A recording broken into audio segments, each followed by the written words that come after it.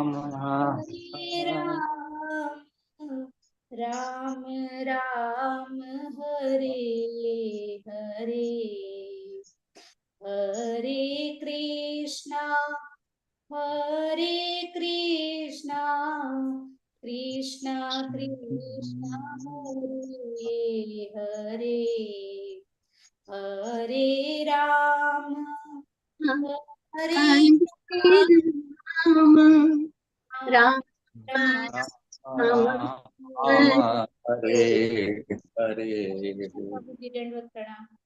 હરે કૃષ્ણ. ધન્યવાદ. પ્રણામ. ઉર્મિલા માતાજી, ખૂબ સરસ કીર્તન તમે લ્યો છો. એક્સલન્ટ. ખૂબ હરે સરસ કૃષ્ણ. તૈયારી કરીને સરસ સવારમાં કીર્તન લો છો, જેનાથી ક્લાસની શરૂઆત થાય. ખૂબ આનંદ આવે. Thank you. હરે કૃષ્ણ. બધાનું ખૂબ ખૂબ હૃદયપૂર્વકનું સ્વાગત છે ઇસ્કોન બેંગલુરુ શ્રી શ્રી રાધા ગોવિંદ મંદિર પુલાઈ તરફથી. આજે આપણે બધા મળી રહ્યા છીએ 45મી બેચ લેવલ 1 અને 13મા અધ્યાયની ચર્ચાઓ કરવા માટે. અધ્યાયની શરૂઆત કરતા પહેલા ભગવાન શ્રી શ્રી રાધા ગોવિંદજીના ચરણોમાં ખૂબ જ ભાવપૂર્વક પ્રેમપૂર્વકની પ્રાર્થનાઓ, ગુરુ મહારાજના ચરણોમાં મંગલાચરણ અર્પણ કરીશું. વેલકમ. ગીતા પ્રિયા વ્રજરાની માતાજી, જલ્પા જોશી માતાજી, જલ્પા પરમાર માતાજી, જિજ્ઞેશ ગોસાઈ પ્રભુ, મીનાબેન રાવલ માતાજી, મીનાક્ષીબેન વ્યાસ માતાજી, નૈના માતાજી, પરમાર ચંદ્રિકા માતાજી, પારુલ સેજપાલ માતાજી, પુષ્પા વૈષ્ણવ માતાજી, રસીલા માતાજી, દેન સૌરભ પ્રભુ, સેજલ માતાજી, સ્વીટી માતાજી, ઉર્મિલા સાધુ માતાજી અને હર્ષા વૈદ્ય માતાજી. Thank you. ખૂબ ખૂબ ધન્યવાદ આ સેશનમાં જોડાવા. હરે કૃષ્ણ. સ્લાઇડ વિઝિબલ થાય છે તમને? શ્રી શ્રી રાધા ગોવિંદજીના દર્શન થાય છે? હા, થાય છે પ્રભુજી. ઓકે, મારો અવાજ બરાબર છે? ક્લિયર એકદમ? આગળ વધું? ક્લિયર ક્લિયર ક્લિયર છે. Thank you. શરૂઆત કરશું મંગલાચરણથી. તમે બધા પણ તમારું માઇક બંધ કરીને તમારી જગ્યાએ ખૂબ ભાવપૂર્વક ભગવાનને પ્રાર્થના કરો. હરે કૃષ્ણ. વેલકમ. કે જેથી 13મો અધ્યાય આપણને સમજાઈ જાય. ભગવાનને પ્રાર્થના કરો. ભગવાનના પરમ ભક્ત અર્જુનજીના ચરણોમાં વંદન કરીએ. ભગવાનના પરમ પાર્ષદ શિલા પ્રભુપાદજીના ચરણોમાં વંદન કરીએ. મંગલાચરણથી શરૂઆત કરીશું. ઓમ જ્ઞાનતિમિરાન્ધસ્ય જ્ઞાનાંજન શલાકયા ચક્ષુરુન્મિલિતમ યેન તસ્મૈ શ્રી ગુરુવે નમઃ. શ્રી ચૈતન્ય મનોભીષ્ટમ સ્થાપિતમ યેન ભૂતલે સ્વયં રૂપ કદા મહ્યમ દદાતિ સ્વપદાન્તિકમ. વંદેહમ શ્રી ગુરુ શ્રીયુતાપદકમલમ શ્રી ગુરુન વૈષ્ણવાંશ્ચ શ્રીરૂપમ સાગ્રજાતમ સહગણ રઘુનાથાન્વિતમ તમ સજીવમ સાદ્વૈતમ સાવધૂતમ પરિજન સહિતમ કૃષ્ણ ચૈતન્ય દેવમ શ્રી રાધા કૃષ્ણ પાદાન સહગણ લલિતા શ્રી વિશાખાન્વિતાંશ. હે કૃષ્ણ કરુણા સિંધુ દીનબંધુ જગતપતે ગોપેશ ગોપિકા કાંત રાધા કાંત નમસ્તે. તપ્ત કાંચન ગૌરાંગી શ્રી રાધે વૃંદાવનેશ્વરી વૃષભાનુ સુતે દેવી પ્रणमामि हरि प्रिये. वाञ्छा कल्पतरुभ्यश्च कृपा सिन्धुभ्य एव च पतितानां पावनेभ्यो वैष्णवेभ्यो नमो नमः. नमो विष्णुपादाय कृष्णाप्रेष्ठाय भूतले श्रीमते भक्तिवेदान्त स्वामिनिति नामिने. नमस्ते सरस्वती देवी गौरवाणी प्रचारिणे निर्विशेष शून्यवादी पाश्चात्य देश तारिणे. जय श्री कृष्ण चैतन्य प्रभु नित्यानंद श्री अद्वैत गदाधर श्रीवासादि गौर भक्त वृंद. हरे कृष्णा कृष्ण कृष्ण हरे हरे हरे राम राम राम हरे हरे. હરે કૃષ્ણ. હરે કૃષ્ણ. હરે કૃષ્ણ. જયેન્દ્ર પ્રભુ, ભાનુબેન, હરે કૃષ્ણ. નાના નાના વૈષ્ણવો, હરે કૃષ્ણ. યશવી માતાજી, હરે કૃષ્ણ. વેલકમ. શરૂઆત કરીશું આજનો અધ્યાય 13મો. ક્ષેત્ર વિભાગ્યો. પણ અધ્યાયની શરૂઆત કરીએ એની પહેલા એક નાનું એવું રિવિઝન આપણે લઈ લઈએ. ખાલી અધ્યાયના નામ તમારા લોકોએ બોલવાના છે કન્ટિન્યુઅસ. બરાબર, જેને આવડે એ એન્ડ્રેસ કરજો. 13 અધ્યાયના નામ જેને આવડતા હોય એન્ડ્રેસ કરજો. હરે કૃષ્ણ.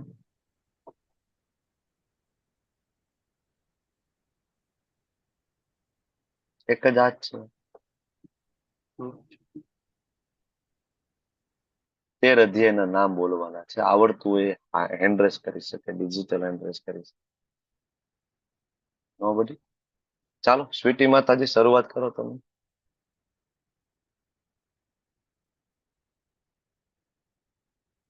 હરે કૃષ્ણ. સ્વીટી માતાજી. પ્રભુજી અચ્છા, બોલો બોલો. કુરુક્ષેત્રની યુદ્ધભૂમિ પર સૈન્ય નિરીક્ષણ, ગીતાનો સાર, કર્મયોગ, ધ્યાન યોગ, દિવ્ય જ્ઞાન, ચોથું દિવ્ય કર્મયોગ, જ્ઞાન. દિવ્ય જ્ઞાન. હા. પાંચમું. પાંચમો અધ્યાય કર્મયોગ, કૃષ્ણ ભાવના યુક્ત કર્મ. યસ. છઠ્ઠું. તો ધ્યાન યોગ. સાતમો ધ્યાન યોગ. પરમેશ્વરનું જ્ઞાન. હમ. આઠમો ભગવત પ્રાપ્તિ. હમ.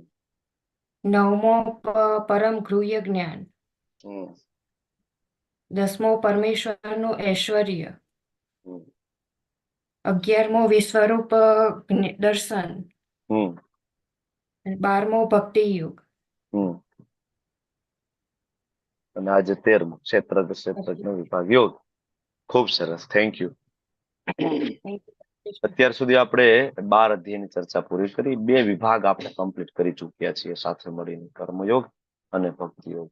તો મોટું રિવિઝન જો આપણે જોઈએ તો પહેલા અધ્યાયથી જો આપણે શરૂઆત કરતા હોય તો પહેલા અધ્યાયમાં યુદ્ધભૂમિ ઉપર સામે સામે સેનાઓ ઊભી છે અને જ્યારે આ સૈન્ય નિરીક્ષણ થાય છે, શંખનાદ ફૂંકાય છે. અર્જુન કહે છે ભગવાન રથને વચમાં લઈ લો. ભગવાન ભક્તનું માન રાખીને રથને વચમાં લઈ જાય, પણ ભગવાન એવી જગ્યાએ લઈ જાય છે જેથી અર્જુન વિષાદમાં પડે.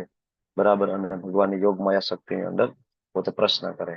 તો અર્જુન વિષાદમાં પડ્યા અને અર્જુને યુદ્ધ ના કરવાના 4 કારણો પેલા અધ્યાયમાં આપ્યા. બીજા અધ્યાયનું એક મળીને ટોટલ 5 કારણ આપ્યા. ભગવાન આ કારણોસર યુદ્ધ મારે નથી કરવું. બરાબર. કરુણા છે, બરાબર, પાપનો ભય છે, પરંપરાઓનો નાશ છે, કોઈ આનંદ નથી અને અનિર્ણયતા, આવા બધા કારણો આપી અને અર્જુન ભગવાનની સામે પ્રેઝન્ટ કર્યું મારે યુદ્ધ નથી કરવું. બીજા અધ્યાયમાં ભગવાને 5 કારણોના જવાબ આપી દીધા. બરાબર. બીજા અધ્યાયમાં ભગવાને બધું આપ્યું. સૌથી ઇમ્પોર્ટન્ટ આધ્યાત્મિક જગતમાં પ્રથમ પગથિયું મૂકવાનું જ્ઞાન, એટલે કે હું શરીર નથી, હું આત્મા છું. એ જ્ઞાન આપણને બીજા અધ્યાયમાં મળ્યું. બરાબર. કે હું આ જડ શરીર નથી, આઈ એમ સોલ. બરાબર. હું આત્મા છું. આ જ્ઞાન ઉપર આપણે પગથિયું, આ જ્ઞાન આપણે લઈ અને આગળ વધીએ. સકામ કર્મ, નિષ્કામ કર્મ યોગ અને ભક્તિ યોગને ટચ કર્યો ભગવાને બીજા અધ્યાયમાં. તો થયું એવું કે બધું એક સાથે પીરસી દીધું. તો ત્રીજા અધ્યાયમાં અર્જુને ફરીથી પ્રશ્ન પૂછ્યો, ભગવાન તમે બધું સાથે સમજાવી દીધું છે, તમે મને એમ કહો કે મારે એક્ઝેક્ટલી શું કરવાનું? હું ત્યાગ કરી દઉં, બધું છોડી દઉં, કે પછી કર્મયોગમાં આગળ વધું? મતલબ હનુમાનજી મહારાજે જે મુજબનો કર્મયોગ કર્યો તો રામચંદ્રજીની પ્રસન્નતા માટે. આપણે એ વ્યાખ્યા પણ ભણી ગયા કે કર્મ અને કર્મયોગમાં તફાવત છે. આપણને એમ થાય કે ના, હું સવારથી સાંજ સુધી સારું કામ કરું, કોઈ દી ખોટું ના કરું, ખોટું બોલવું નહીં, કાળા બજારી કરવું નહીં. બરાબર. આ કર્મયોગ છે. નહીં, ભગવદ ગીતામાં એ કર્મયોગની ચર્ચા નથી, કારણ કે એને કર્મ કહેવાય, એનું બંધન છે. કર્મ કોને કહેવાય તો ભગવદ ગીતામાં આવ્યું, યજ્ઞ અર્થાત કર્મણો અન્યત્ર લોકો એમ કર્મ બંધન. યજ્ઞ વિષ્ણુ પ્રીત્યાર્થે કરેલું કર્મ છે, એને ઓરિજિનલી કર્મયોગ ની પરિભાષિત કરવામાં આવ્યું. તો આ ચર્ચાઓ થઈ, પણ અર્જુન કન્ફ્યુઝ થયો તો ભગવાન પૂછ્યું ત્રીજા, ભગવાન શું કરું? કર્મયોગમાં આગળ વધવું કે પછી ત્યાગ, બધું છોડીને જંગલમાં જતો રહું?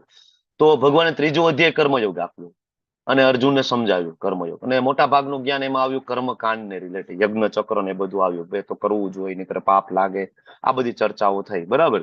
પછી એની કન્ટિન્યુટીમાં ભગવાને દિવ્ય જ્ઞાન આપ્યું, કારણ કે છેલ્લે અર્જુને એવું પૂછ્યું, ભાઈ બધું આ પાપ કરીએ શું કામ? આટલું બધું જ્ઞાન આવી જાય છતાં પણ ક્યારેક ભૂલથી પાપ તો થઈ જાય, તો કોણ કરાવે? તો ભગવાન કે સૌથી મોટો શત્રુ કામ, ક્રોધ, કામ એસે ક્રોધ એસે રજો ગુણ સમુદ્ભવ. આ ચર્ચા થઈ. તો ભાઈ કામ વાસનાને જીતવું કઈ રીતના? તો કે ભાઈ દિવ્ય જ્ઞાનની જરૂર પડશે. તો ચોથો અધ્યાય દિવ્ય જ્ઞાનની ભગવાને શરૂઆત કરી. પોતાના વિશે જ્ઞાન આપ્યું, દિવ્ય જ્ઞાન આપ્યું. અલગ અલગ પ્રકારના યજ્ઞની ચર્ચા કરી, યજ્ઞના બેઝ ઉપર બનાવીને કઈ રીતના જ્ઞાનને સમજવું. તો હવે 5મો અધ્યાય આવ્યો તો અર્જુન પાછા કન્ફ્યુઝ થયા કે ભગવાન તમે એક રીતે એમ કહો છો કે મારે કર્મયોગમાં આગળ વધવાનું છે, યુદ્ધ કરું, પણ તમે તો જ્ઞાનને હાઇલાઇટ કરો છો. તમે તો ચોથા અધ્યાયમાં એવું કીધું કે ભાઈ બધી પ્રકારના યજ્ઞ એટલે અલ્ટિમેટલી દિવ્ય જ્ઞાનમાં પરિણમે.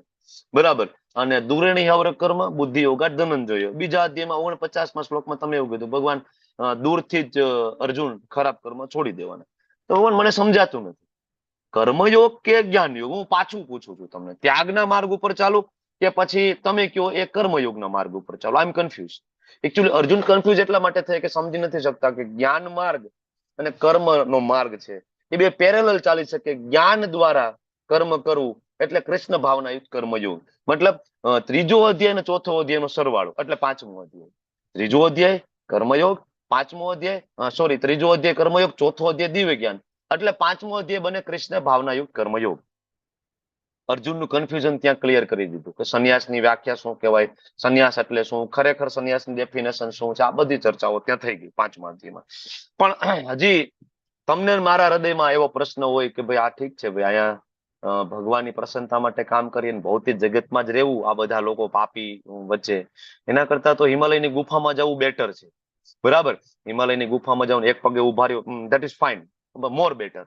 આપણે પણ એનાથી જ આકર્ષિત થાય છે ને. આપણા ગામમાં કોઈ ધારો કે કોઈ એમ કે નાના દાદા સાધુ એવા છે હિમાલયના 5 વર્ષ તપશ્ચર્યા કરી છે, તો આપણે તરત બધા હા જોવા જાય. બરાબર. અથવા ત્યાં 10 વર્ષ 12 વર્ષ કોઈ પણ શાસ્ત્રમાં લખેલું છે કે 12 વર્ષ કોઈ તપશ્ચર્યા કરે તો એને સિદ્ધિ પ્રાપ્તિ થાય. બરાબર. તો કોઈ એવી સિદ્ધિ લઈને આવે કે આમ કરીને તમે રુદ્રાક્ષ આપી દે, આમ કરીને કંકુ કાઢે, બરાબર, અને થોડીક સિદ્ધિ પ્રાપ્ત કરીને તમારું મન વાંચી લે, હા બચ્ચા તારા મનમાં આ ચાલે છે, આપણે કે હા બાપા તમે જ ભગવાન, રેડી, પૂરું. બરાબર. તો આપણે બધા ઢગલો થઈ જાય. પણ જો કોઈ ભગવાન શુદ્ધ ભક્ત આવ્યો હોય ગામમાં અને આપણે એમ કે ભાઈ કીર્તન કરવાનું, ચાલો આપણે હરિનામનો પ્રચાર કરીએ, ના ના ના એ બધું ઠીક છે, હવે એમાં કઈ બહુ પડવાની જરૂર નહીં. તો આપણને પણ હજી એ કન્ફ્યુઝન છે કે ભક્તિ યોગ શ્રેષ્ઠ છે કે પછી આ બધું. તો ભગવાન આખો અધ્યાય આપી દીધો એના બેઝ ઉપર, અષ્ટાંગ યોગ, યમ નિયમ આસન પ્રાણાયામ પ્રત્યાહાર ધારણા દાન સમાધિ, છઠ્ઠો અધ્યાય આખો આપી દીધો. છઠ્ઠો અધ્યાય આખો સમજાવ્યો ને છઠ્ઠા અધ્યાય અંતે કીધું કે અર્જુન સમજાવું છું પણ આ કરવાનું નથી, કારણ કે કળિયુગનો યુગ ધર્મ નથી. અને ત્યારે છઠ્ઠા અધ્યાયના 47મા શ્લોકમાં ભગવાને કીધું કે યોગી નામ અપી સર્વેષાં મદ્ગતે અંતરાત્મના. અર્જુન સાચો યોગી તો એ છે કે જેના હૃદયમાં મારું ચિંતન થાય, શ્રદ્ધાવાન ભજતે યો મામ, શ્રદ્ધાપૂર્વક જે મારી ભક્તિ કરે છે, આ છે ઉચ્ચ કોટીનો યોગી. તું બાકી બધું ભૂલી જા. બરાબર. એમાં બધાના પોતપોતાનો સ્વાર્થ છે. એ અષ્ટાંગ યોગ હોય કે મુક્તિની પ્રાપ્તિ માટે કરતા એમાં મુક્તિ મેળવવી એ પણ એક સ્વાર્થ છે. તો આ બધી ચર્ચાઓ થઈને અષ્ટાંગ યોગને સમજાવીને ભગવાને કહી દીધું કે નહીં આ કરવાનું નથી. કોણ છે સર્વોચ્ચ યોગી? તો કે શ્રદ્ધાવાન ભજતે યો મામ. તો અર્જુન કે ભાઈ હા બરાબર, શ્રદ્ધા પૂર્વક તમને ભજે પણ તમને ઓળખતા તો હોવા જોઈએ ને, તો તમારું ભજન થાય. તમે કોણ છો તમારા વિશે જ્ઞાન આપો. તો 7મો અધ્યાયની શરૂઆત થઈ પરમેશ્વરનું જ્ઞાન અને ભગવાને પોતાના વિશે જ્ઞાન આપ્યું. અર્જુન મત પરતરમ ન અન્યત કિંચિદ અસ્તિ ધનંજય. અર્જુન મારાથી શ્રેષ્ઠ એવું કોઈ તત્વ જ નથી. તું માની લે પરમ ઈશ્વર પરમ તત્વ હું છું. બરાબર. મારી બે શક્તિ પરા અને અપરા. અર્જુન આ બે શક્તિમાં તો આખું બ્રહ્માંડ આવી ગયું.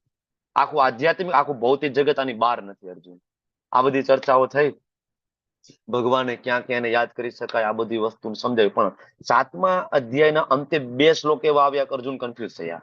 બ્રહ્મ એટલે શું, અધિભૂત એટલે શું, અધિયજ્ઞ એટલે શું. તો 8મા અધ્યાયમાં ભગવાનને બ્રેક મરાવી. ભગવાન ઉભા રહ્યું. તમારું જ્ઞાનને થોડું હોલ્ડ ઉપર રાખો અને થોડા 2 શ્લોકના મારા પ્રશ્નને તમે પેલા લઈ લો. ભગવાન કે હા બોલ ચાલ. શું બ્રહ્મ, અધિભૂત, અધિયજ્ઞ, પ્રયાણ કાલે કેમ? તો આ પ્રશ્ન પૂછ્યા 8મા અધ્યાયની શરૂઆતમાં 8 પ્રશ્ન.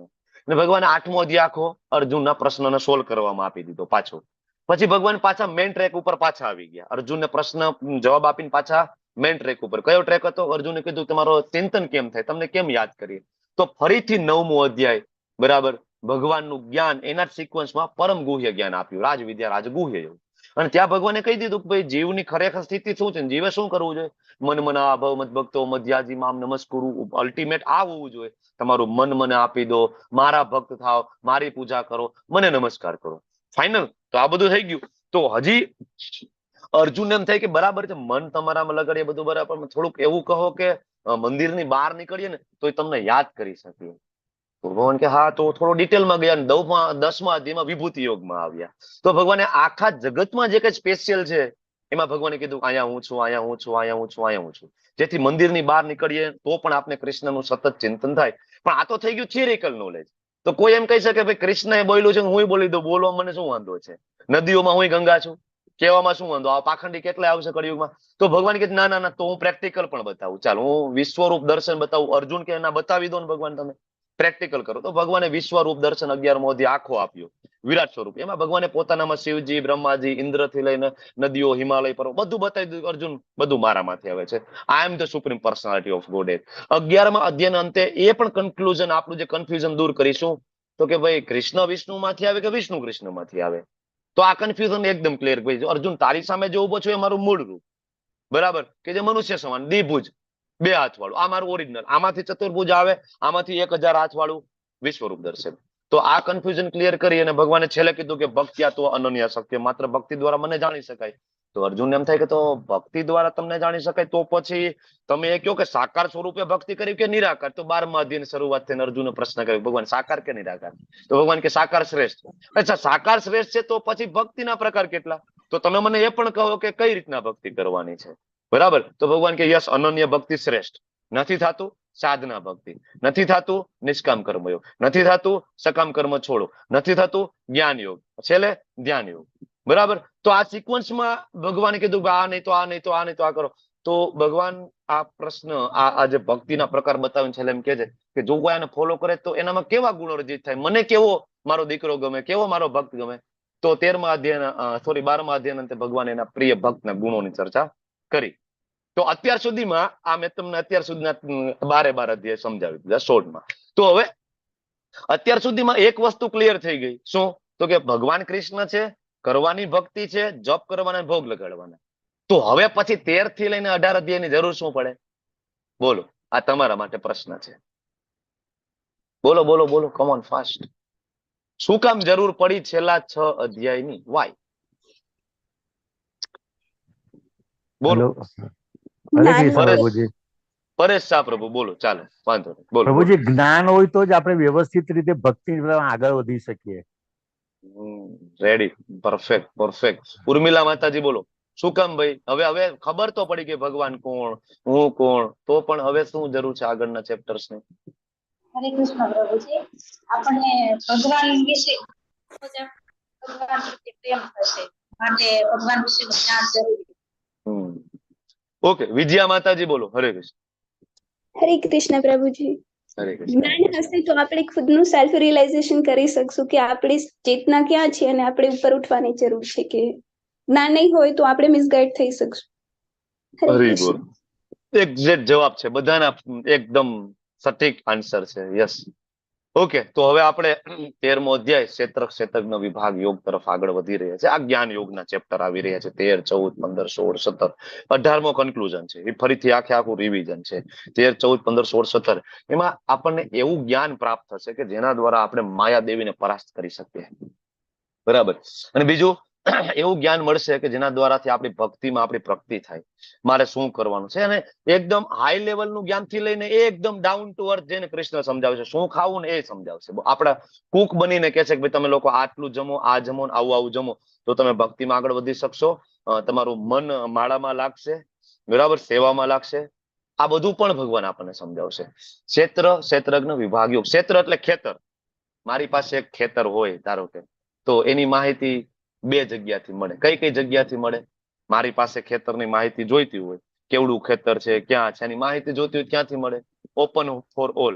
બોલો પ્રભુજી, આપણી પાસેથી આપણી પાસેથી અને ગવર્મેન્ટ રેકોર્ડ. 2 રેકોર્ડ, બરાબર. એક તો મારી પાસે દસ્તાવેજ હોય એટલે મને ખબર છે, બરાબર, મારી જમીન કેવડી છે, ક્યાં છે, બરાબર. એના ઉત્તરમાં, દક્ષિણમાં, પૂર્વમાં, પશ્ચિમમાં કોની જમીન છે. ઉત્તરમાં ભાઈ પરેશ શાહ પ્રભુની છે, બરાબર. દક્ષિણમાં ઉર્મિલા માતાજીનું ખેતર છે, બરાબર. પશ્ચિમમાં સ્વીટી માતાજીનું છે. તો એ મને લખેલું જ હોય એમ. ઓકે. અને બીજું તો કે ભાઈ સિટી સર્વે ઓફિસમાં જાઓ ને તમે તમારો સર્વે નંબર આપી દો, ભાઈ આ મારો સર્વે નંબર. હવે તો કોમ્પ્યુટરાઇઝ સિસ્ટમ થઈ ગઈ, કોમ્પ્યુટરમાં સર્વે નંબર નાખો, તરત જ તમને આપી દે પીડીએફ કાઢી, બરાબર. તો આ 2 જગ્યાએ રેકોર્ડ મળે. તમને એમ થાય કે ભાઈ આ શું ચાલુ કર્યું, ખેતરનું નાન તેન બધું. તો હું તમને એમ કહું કે આખી ભગવદ ગીતામાં ખરેખર જો સમજવામાં અઘરામાં અઘરો અધ્યાય હોય તો આ ક્ષેત્રજ્ઞ વિભાગ. મોટા ભાગના લોકો 5 વાર ભગવદ ગીતા વાંચે, 10 વાર ભગવદ ગીતા વાંચે, છતાં પણ આ અધ્યાયમાં ગોથા મારી જાય છે, બરાબર. તો આ અધ્યાય ખૂબ શાંતિપૂર્વક એકદમ એટેન્ટિવલી, બાકીના બધા કામ પડતા મૂકીને, એવું નહીં કે બીજું કઈ કામ કરું છું સાથે હેન્ડ્સફ્રી ભરાવીને સાંભળું છું, બહુ ડિફિકલ્ટ અધ્યાય છે. સમજાશે નહીં આપણને. કોને સમજાશે એ ભગવાન પોતે કહી દેશે કે આ અધ્યાય કોણ સમજી શકશે, આગળ આવશે. તો ખૂબ ધ્યાનપૂર્વક સમજવાની કોશિશ કરજો. ક્ષેત્રજ્ઞ વિભાગો, પ્રકૃતિ, પુરુષ અને ચેતના, 6 અલગ અલગ વિભાગમાં અધ્યાયને વહેંચવામાં આવ્યો છે. હવે વાત તો થઈ ગઈ 12મા અધ્યાયમાં ભક્તિ યોગ આપી દીધો ભગવાને, ભક્તિના પ્રકાર આપી દીધા, અને ભક્તના કેવા ગુણો ભગવાનને આકર્ષે છે, કેવા ભક્ત ભગવાનને પ્રિય છે, આ બધી ચર્ચાઓ થઈ ગઈ. બરાબર. હવે આ પ્રશ્ન મેં તમને પૂછી લીધો કે ભાઈ જ્ઞાન શું કામ, શું જરૂર છે.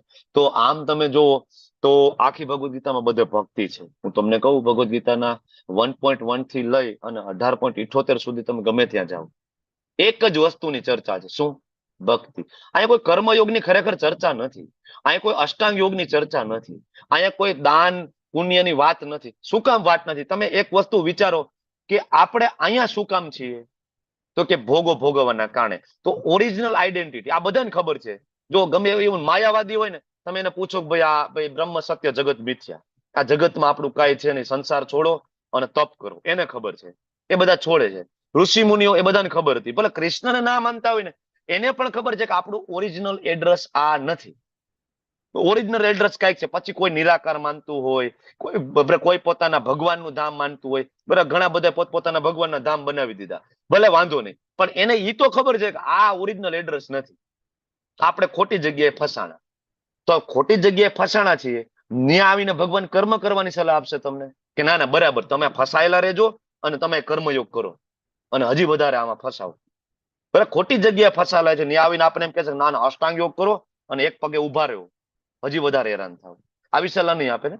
બહુ સિમ્પલ વસ્તુ છે. ખોટી જગ્યાએ ફસાણા છીએ તો ભગવાન અહીંયા આવે છે શું સલાહ આપવા માટે? કે અહીંથી નીકળો ને મારા ધામમાં આવો. તો અહીંથી નીકળીને ભગવાન પાસે જવું એ જ ભક્તિ યોગ છે. બરાબર. ભગવાનના શરણમાં જવું ભક્ત. તો પહેલા શ્લોક થી લઈ અને છેલ્લો શ્લોક, 4 વેદો, 18 પુરાણો, બરાબર, 18 ઉપપુરાણો થી લઈને જે કઈ શાસ્ત્ર છે એ બધા જ શાસ્ત્રોનો નિચોડ એક જ છે. શું? તો કે જીવે મનુષ્ય જન્મમાં ભક્તિ કરીને ભગવત ધામ પ્રાપ્ત કરવું.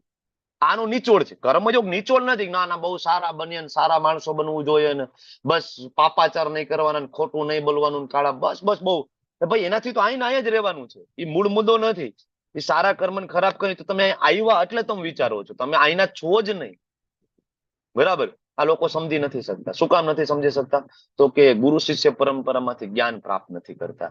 હવે હું એમ નથી કહેતો સારા બનવાનું નથી, કાળા બજાર, પણ એ મેં તમને પહેલા વારંવાર સમજાવ્યું છે કે એ બધું બાય પ્રોડક્ટ છે. સારા માણસ બનવું, કાળા બજારી ના કરવી, પાપ ના કરવું, જુગાર ના રમવું, માંસ ના ખાવું, એ બધું બાય પ્રોડક્ટ છે. જયારે કોઈ વ્યક્તિ વૈષ્ણવ બને છે તેને શીખડાવવાની જરૂર નથી કે માતાજીઓને રોડ ઉપર હેરાન નથી કરવાના, એને શીખડાવવાની અલગ ટ્રેનિંગની જરૂર નથી. બરાબર, બાય પ્રોડક્ટ છે. પણ અમુક લોકો એવું માને છે કે ના મેઇન છે. તમારું આચરણ સારું હોય, તમે નીતિથી કર્મ કરતા હોય, બસ મંદિરે જવાની જરૂર નથી, ભગવાનની કોઈ જરૂર નથી. બસ અહીંયા જ છે સ્વર્ગ, અહીંયા જ છે નર્ક. હમણાં 2 દિવસ પહેલા એક કથા હતી, નામ નથી લેતો કોની છે, પણ મોટા પાયે કથાનું આયોજન થયું હતું. કથામાં વક્તા તરીકે બહુ મોટા મોટા માણસોને બોલાવ્યા હતા. ઇસ્કોન તરફથી પણ આપણે એક રિપ્રેઝેન્ટેટિવને બોલાવ્યા હતા. તો એમાં એક રાજકોટના એક નામચીન એજ્યુકેટર છે. ઘણી બધી એની કોલેજો છે, નામ નહીં લેતા આવડતું હોય તો પણ, કારણ કે એ પછી ઘણી વાર પ્રોબ્લેમ થતો હોય. આમાંથી નાની એવી ક્લિપ બની જાય, બરાબર, થોડી ક્રોપ થઈને આગળ પાછળનું ક્રોપ કરીને અને એ વાયરલ થવા માંડે. બરાબર, કે પ્રભુજીએ તો આવું કીધું હતું. હવે આગળનું કટ હોય, પાછળનું કટ હોય, એટલે એવું નહીં કરતા. નામ હોય તો પણ ના બોલતા. તો રાજકોટના બહુ મોટા એજ્યુકેટ, બરાબર, એજ્યુકેશનાલિસ્ટ, કે એ બીજાને એજ્યુકેશન આપે, ના નામ કરું. હવે એ વ્યક્તિ સ્ટેજ ઉપર આવીને એમ કે છે કે સ્વર્ગ નર્ક જેવું કઈ છે જ નહીં, બધું અહીંયા જ છે. સ્વર્ગ નર્ક જેવું કઈ છે નહીં, બસ અહીંયા જ રહેવાનું છે, બસ સારા માણસ બનવાનું છે, બીજું કઈ કરવાનું નથી. હવે એ વ્યક્તિની કોલેજમાં પ્રોફેસરની સીટોમાં ઓન પેપર પ્રોફેસર રાખેલા હોય, મતલબ અડધા પગારમાં પ્રોફેસર રાખીને ખાલી ઉપર બતાવવાના હોય કે અમારી કોલેજમાં પ્રોફેસર છે, અને જયારે ટીમ આવે, રેડ પડે, ત્યારે ઓલા પ્રોફેસરને ઇમરજન્સી બોલાવી લે કે આવી જાવ. હવે એની કોલેજમાં આવું ચાલે છે અને આખા ગામમાં સલાહ દેવી છે કે ના ના સારા માણસ બનવાનું છે. તો પછી તમારે ફૂલ ટાઈમમાં બધો તમારે ગવર્મેન્ટની રિક્વાયરમેન્ટ પ્રમાણે સ્ટાફ પેલા તો તમારે ભરવો પડે. બરાબર, સારા માણસ તો પેલા તમે સારા માણસ બનીને દેખાડો. પણ નામ બહુ મોટું છે, માણસો સ્ટેજ ઉપર બોલાવે છે, પણ મૂળ પોતાના જીવનમાં જ નથી ઉતારેલું. અને તો એને એ રિયલાઇઝેશન પણ નથી. શું કામ? અને એને એવું લાગે કે ના બસ આટલું જ છે. કારણ કે ગુરુ શિષ્ય પરંપરામાંથી જ્ઞાન પ્રાપ્ત કરવું બહુ જરૂરી છે. આખી ભગવદ્ ગીતાનો નિચોડ એક જ છે. શું? ભગવત શરણાગતિ. બરાબર. જ્ઞાન દ્વારા તમે માયાથી અળગા રહેશો ને કૃષ્ણ પ્રત્યે આસક્તિ થશે. એ જ્ઞાનના કારણે થશે. અર્જુન પૂછી રહ્યા છે 13મા અધ્યાયની શરૂઆતમાં, અને ભગવાનને 6 પ્રશ્ન પૂછે છે. શું? તો ભગવાન, પ્રકૃતિ એટલે શું? પુરુષ એટલે શું? ક્ષેત્ર એટલે શું? ક્ષેત્રજ્ઞ એટલે શું? જ્ઞાન એટલે શું? અને જ્ઞેય એટલે શું? આ 6 પ્રશ્નથી અધ્યાયની શરૂઆત થઈ. જેમ 8મા અધ્યાયની શરૂઆત 8 પ્રશ્નથી થાય, 13મા અધ્યાયની શરૂઆત 6 પ્રશ્નથી થાય. બરાબર. તો આ પ્રશ્ન અર્જુન શું કામ પૂછે છે? તો ભગવાન આગળ કીધું કે મને આવો આવો ભક્ત ગમે છે, આવા આવા ગુણ હોય. પણ અર્જુનને ખબર છે કે મૂળ મુદ્દો તે છે કે આપણે બધા ભૌતિક જગતમાં છીએ. બરાબર. તો ભગવાન તમે હવે એ પણ સમજાવો કે આ શરીર શેનું બનેલું છે, પ્રકૃતિ શેની બનેલી છે, કેવી રીતના જ્ઞાન કોને કહેવાય ખરેખર. બરાબર. બાકી તો જ્ઞાનની વ્યાખ્યા લોકો કઈ ને કઈ કરી રહ્યા છે. તમે એ કહો કે જ્ઞાની કોણ બની શકે, કેવી રીતના જ્ઞાની બનાય, આ બધી ચર્ચાઓ. હવે અર્જુન છે પાછા બેઝમાં જવા માંગે છે. હાઈ લેવલની ફિલોસોફી તો આગળ ભગવાન આપી, થોડું બેઝિક આપો ભગવાન, શરીર શેનું બનેલું છે, સંસાર કઈ રીતના ઉત્પન્ન થયો, આ બધું. તો અર્જુન પૂછે ભગવાન, પ્રકૃતિ એટલે શું? પુરુષ એટલે શું? ક્ષેત્રજ્ઞ એટલે શું? જ્ઞાન જ્ઞેય એટલે શું? તો ભગવાન બીજા જે શ્લોકમાં કહે છે, શ્રી ભગવાન ઉવાચ, અર્જુન જો ક્ષેત્રની વાત કરતો તો ક્ષેત્ર એટલે આ શરીર, અને ક્ષેત્રજ્ઞ એટલે અર્જુન એ શરીરને જે જાણનારો છે ને અર્જુન, એને કહેવાય ક્ષેત્રજ્ઞ. હમણાં મેં તમને પૂછ્યું હતું ભાઈ ખેતર ને કોણ કોણ જાણે? અહીંયા ક્ષેત્ર એટલે આ શરીર કીધું છે. શરીર ઇટ્સ લાઈક એ ખેતર. જેવું તમે આમાં બીજ બો એવું આમાં ઉગવાનું છે. બરાબર. પાપના બીજ બો તો આમાં પાપ તમારું આચરણ એ મુજબ થવાનું. પુણ્ય કર્મ મતલબ સારા કર્મ કરશો તો તમે એવું સત્વગુણ સુધી પહોંચો, અને ભક્તિનું બીજ તમે બહુ તમે વૈષ્ણવ બનશો. બરાબર. તો એટલે ખેતર કીધું છે. અને તો ઓલા ખેતરની માહિતી 2 જગ્યાએ મળે, તો આ ખેતરની માહિતી પણ 2 જગ્યાએ મળે. ક્યાં ક્યાં? જેને ક્ષેત્રજ્ઞ કીધું છે. ક્યાં ક્યાં? પ્રભુજી આપણી પાસે, હા, અને પછી આત્મા પાસે, આત્મા અને પરમાત્મા પાસે જે આપણી આત્મા અંદર પાસે બિરાજે. આપણે મળે છે. હા, આપણી પાસે એટલે જ આત્મા પાસે થયું, અને બીજું પરમાત્મા પાસે. મતલબ એક તો આપણને ખબર છે કે મારા મનમાં શું વિચાર ચાલે છે, મારી શું ઈચ્છાઓ છે. બરાબર. ગમે એવા કદાચ બહારથી આપણે ભક્ત દેખાવાનો પ્રયત્ન કરીએ, બરાબર, બહેરૂપિયા બનવાની કોશિશ કરીએ, પણ અંદર આપણે આપણું બધું જાણીએ છીએ કે આપણી ચેતના ક્યાં સ્થિર છે. એટલે આપણે જાણીએ છીએ. બીજું, આ વસ્તુ તમે બહારથી કદાચ ગમે એવો દેખાવ કરી દો, ધોતી પહેરેલો, કુર્તો, તિલક, કંઠી માળા, બધું બહારના લોકોને સારું લાગે, ના સરસ ભક્ત છે. તમને એક તો અંદર ખબર છે, અને બીજું કોને ખબર છે? તો કે પરમાત્માને ખબર છે. કારણ કે હૃદયમાં બેઠા છે કૃષ્ણ પોતે. ઈશ્વર સર્વભૂતાનામ હૃદયે અર્જુન તિષ્ઠતિ. તો આ 2 જે થઈ ગયા ને, આને ક્ષેત્રજ્ઞ કહેવાય. ક્ષેત્ર એટલે શરીર, અને એને જાણનારા 2, આત્મા અને પરમાત્મા. હવે 6 પ્રશ્નો, 6 પ્રશ્નના જવાબ. જેમ મેં તમને 8મા અધ્યાયમાં પણ એક સ્લાઇડમાં આખું ચેપ્ટર આપ્યું હતું, એમાં અહીંયા આપણને પીપીટીમાં 6 પ્રશ્નના 6 જવાબ, આખું ચેપ્ટર. પેલું, પ્રકૃતિ એટલે શું? તો કે ભૌતિક પ્રકૃતિ, આજુબાજુમાં તમે જે જોવો છો, નેચર, જેને ઇંગ્લિશમાં કહેવાય છે નેચર. બરાબર. એક તો એ. અને બીજું હું તમને કહું કે આપણે પણ આપણું શરીર શેમાંથી બનેલું છે? પ્રકૃતિમાંથી. કારણ કે પંચમહાભૂતમાંથી બનેલું છે ને. બરાબર. એક આપણી પાસે જળ શરીર છે. શેનું બનેલું? પંચમહાભૂતનું. એક આપણી પાસે સૂક્ષ્મ શરીર છે. શેનું બનેલું? મન, બુદ્ધિ અને અહંકાર. આ ચર્ચા ક્યાં થઈ હતી આપણે? 7મા અધ્યાયમાં. ભગવાને પરા અને અપરા એની 2 શક્તિની જયારે વાત કરી ત્યારે આ ચર્ચા થઈ. બહુ મહત્વનું ચેપ્ટર એ હતું. બરાબર. કારણ કે એમાં બધા પ્રશ્નના જવાબ છે. શું કામ આત્માની આગળ ગતિ થાય છે, નવું નવું શરીર શું કામ મળે છે, આ બધી એક શ્લોકમાં બધા જવાબ છે એની અંદર. તો આ થઈ ગયું પ્રકૃતિની વાત.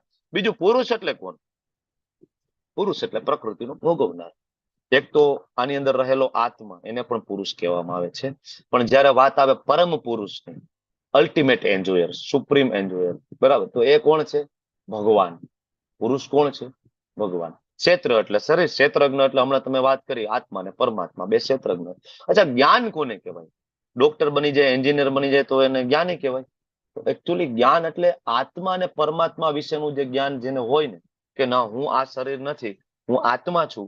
અને આત્મા એટલા પૂરતું નથી. ઘણા બધા માયાવાદી ફિલોસોફી હોય ને, જે લોકો હિમાલયમાં જાય, જુનાગઢમાં બેઠા હોય, સાંખ્ય યોગની જે પ્રેક્ટિસ કરતા હોય, એને આ છેલ્લું સ્ટેપ છે. શું? હું શરીર નથી, હું આત્મા છું, બસ. બરાબર.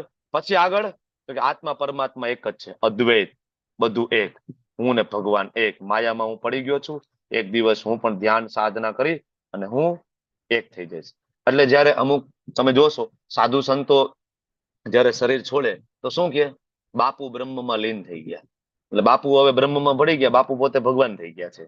બરાબર. ઘણા બધા પણ સંપ્રદાય પણ એવા છે કે જેમાં એના ગુરુ મહારાજ ને આગળ શબ્દ વાપરે, બરાબર, પરમ બ્રહ્મ, બરાબર, અથવા બ્રહ્મ પ્રગટ સ્વરૂપ, બરાબર, ફલાણા ફલાણા બાપુ, ફલાણા ફલાણા સ્વામી, પરમ બ્રહ્મ સ્વરૂપ, બ્રહ્મ પ્રગટ સ્વરૂપ.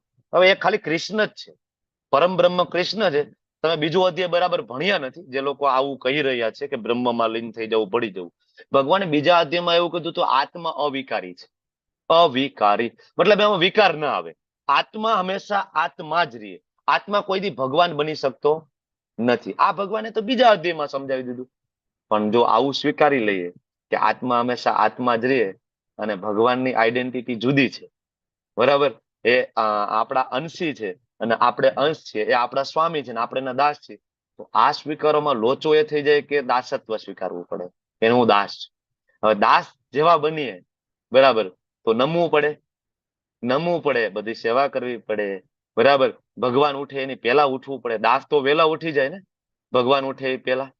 ક્યારેક સમય મળે રામચરિતમાનસ વાંચો, તમને ખ્યાલ આવશે, બરાબર. સ્વયં ભગવાન આ ધામ ઉપર હતા, પ્રભુ રામચંદ્રજી. ત્યારે જયારે મિથિલામાં પ્રવેશ કરે છે, રામચંદ્રજી છે, લક્ષ્મણજી છે, એમની સાથે વશિષ્ઠ ઋષિ હોય છે, બરાબર. તો બધા જાય છે, તો વશિષ્ઠ ઋષિ કુલગુરુ તો સુતા રાત્રે સેવા કરતા હતા રામચંદ્રજી, એમના ગુરુની ને બધું સેવા કરતા કરતા આચાર્યો સમજાવે છે લગભગ 12 વાગ્યા જેવો સમય થઈ જાય છે, બરાબર, કારણ કે બારોબાર ઉતારો આપ્યો હતો ગાર્ડનમાં. પછી જેવા એ ઋષિ, લગભગ વશિષ્ઠ ઋષિ નથી, ત્યાં વિશ્વામિત્ર ઋષિ છે, કારણ કે એ લઈને ગયા હતા, એટલે હું થોડું તમને ક્લેરિફાઈ કરું છું. વિશ્વામિત્ર ઋષિ સુઈ જાય છે, વિશ્વામિત્ર જ હોય છે પ્રભુ, બરાબર. કેમ કે હા, યસ, વશિષ્ઠ ઋષિ તો એ લોકોના આધ્યાત્મિક ગુરુ હોય છે. હા, યસ યસ પ્રભુ, થેન્ક યુ. તો હવે ગુરુ મહારાજ તો સુઈ ગયા છે, રામચંદ્રજી હજી જાગે છે, એના ચરણ કમળની સેવા. લક્ષ્મણજી હજી પણ જાગી રહ્યા છે. તો પછી ગુરુ મહારાજ સુઈ જાય તો રામચંદ્રજી આરામ કરવા જાય તો લક્ષ્મણજીના ચરણ કમળમાં બેઠા છે, બરાબર. રામચંદ્રજી કે છે કે તું સુઈ જા ને ભાઈ. તો કે ના ના, તમે જાગો છો ત્યાં સુધી હું કેવી રીતના શું. તો એ ચરણ કમળની સેવા કરતા કરતા પ્રભુ રામચંદ્રજી સુઈ જાય છે, ત્યારે લક્ષ્મણજી પછી આરામ કરવા જાય છે, બરાબર. હવે સવારે જયારે ઉઠવાનો ક્રમ છે ફરીથી, તો સૌથી છેલ્લે કોણ સુવે છે? લક્ષ્મણજી. અને સૌથી પહેલા ઉઠે છે કોણ? લક્ષ્મણજી. સૌથી પહેલા લક્ષ્મણજી ઉઠે છે, રામચંદ્રજીને ઉઠાડે છે. બંને ભાઈઓ ઉઠીને પછી કોને ઉઠાડવા જાય છે? ગુરુ મહારાજને. તો ભગવાન સ્વયં જયારે અહીંયા આવે છે ત્યારે પણ એ શાસ્ત્રની પ્રેક્ટિસ કરીને આપણને બતાવે છે આ રીતના કરવાનું છે.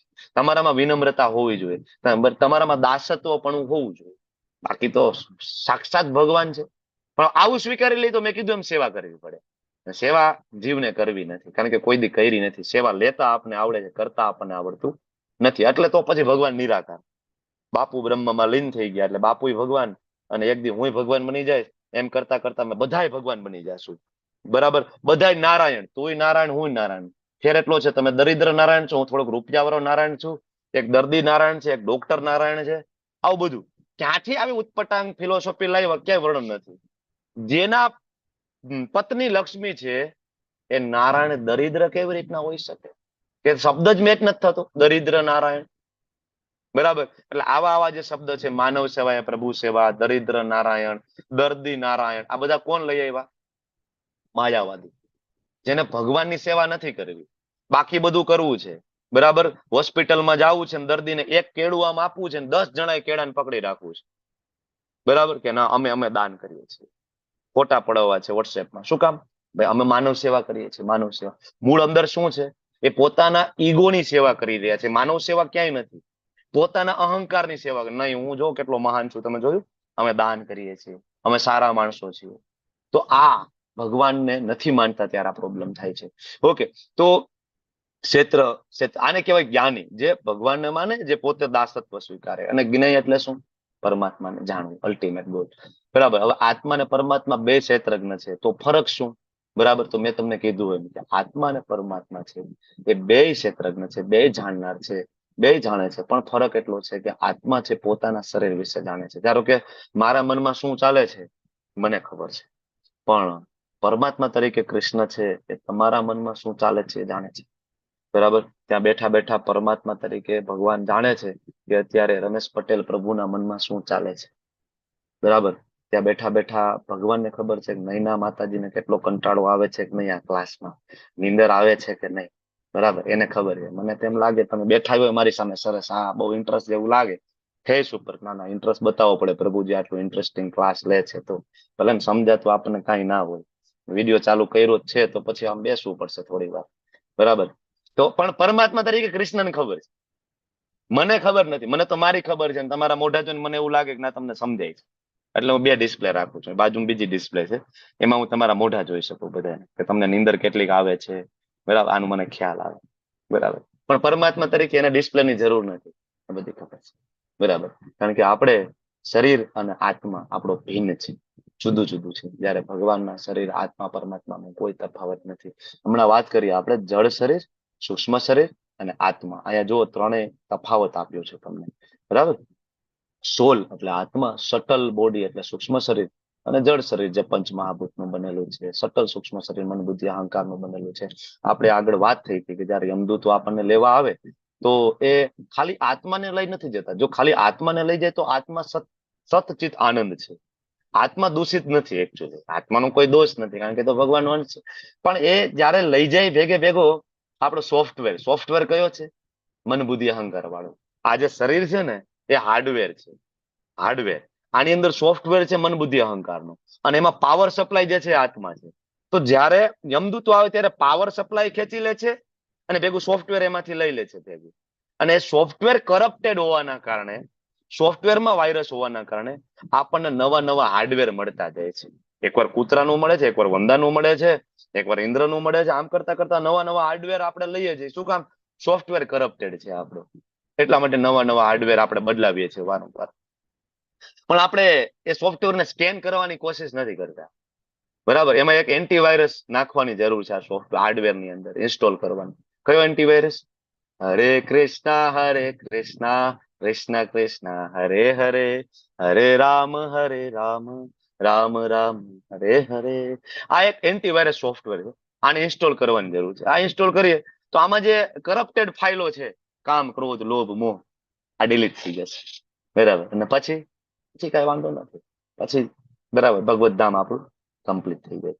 તો આગળ ત્રીજા શ્લોકની અંદર હે ભારત, ભગવાન પોતે બોલે છે કે ભારત તારે જાણવું જોઈએ કે હું પણ સર્વ શરીરનો જ્ઞાતા છું. મૂળ મુદ્દો આ છે, આપણે આ ભૂલી જઈએ છીએ.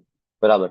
સર્વ શરીરનો જ્ઞાતા છું. આ શરીર તથા તેના જ્ઞાતાને જાણી લેવાને જ જ્ઞાન કહેવામાં આવે છે.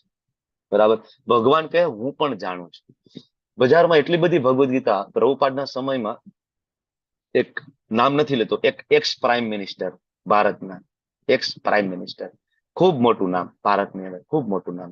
એ વ્યક્તિએ ભગવદ ગીતા ઉપર ભાષ્ય લખ્યા છે, તાત્પર્ય લખ્યા છે, અને જે તે સમયે ભગવદ ગીતા બહુ ફેમસ થઈ હતી.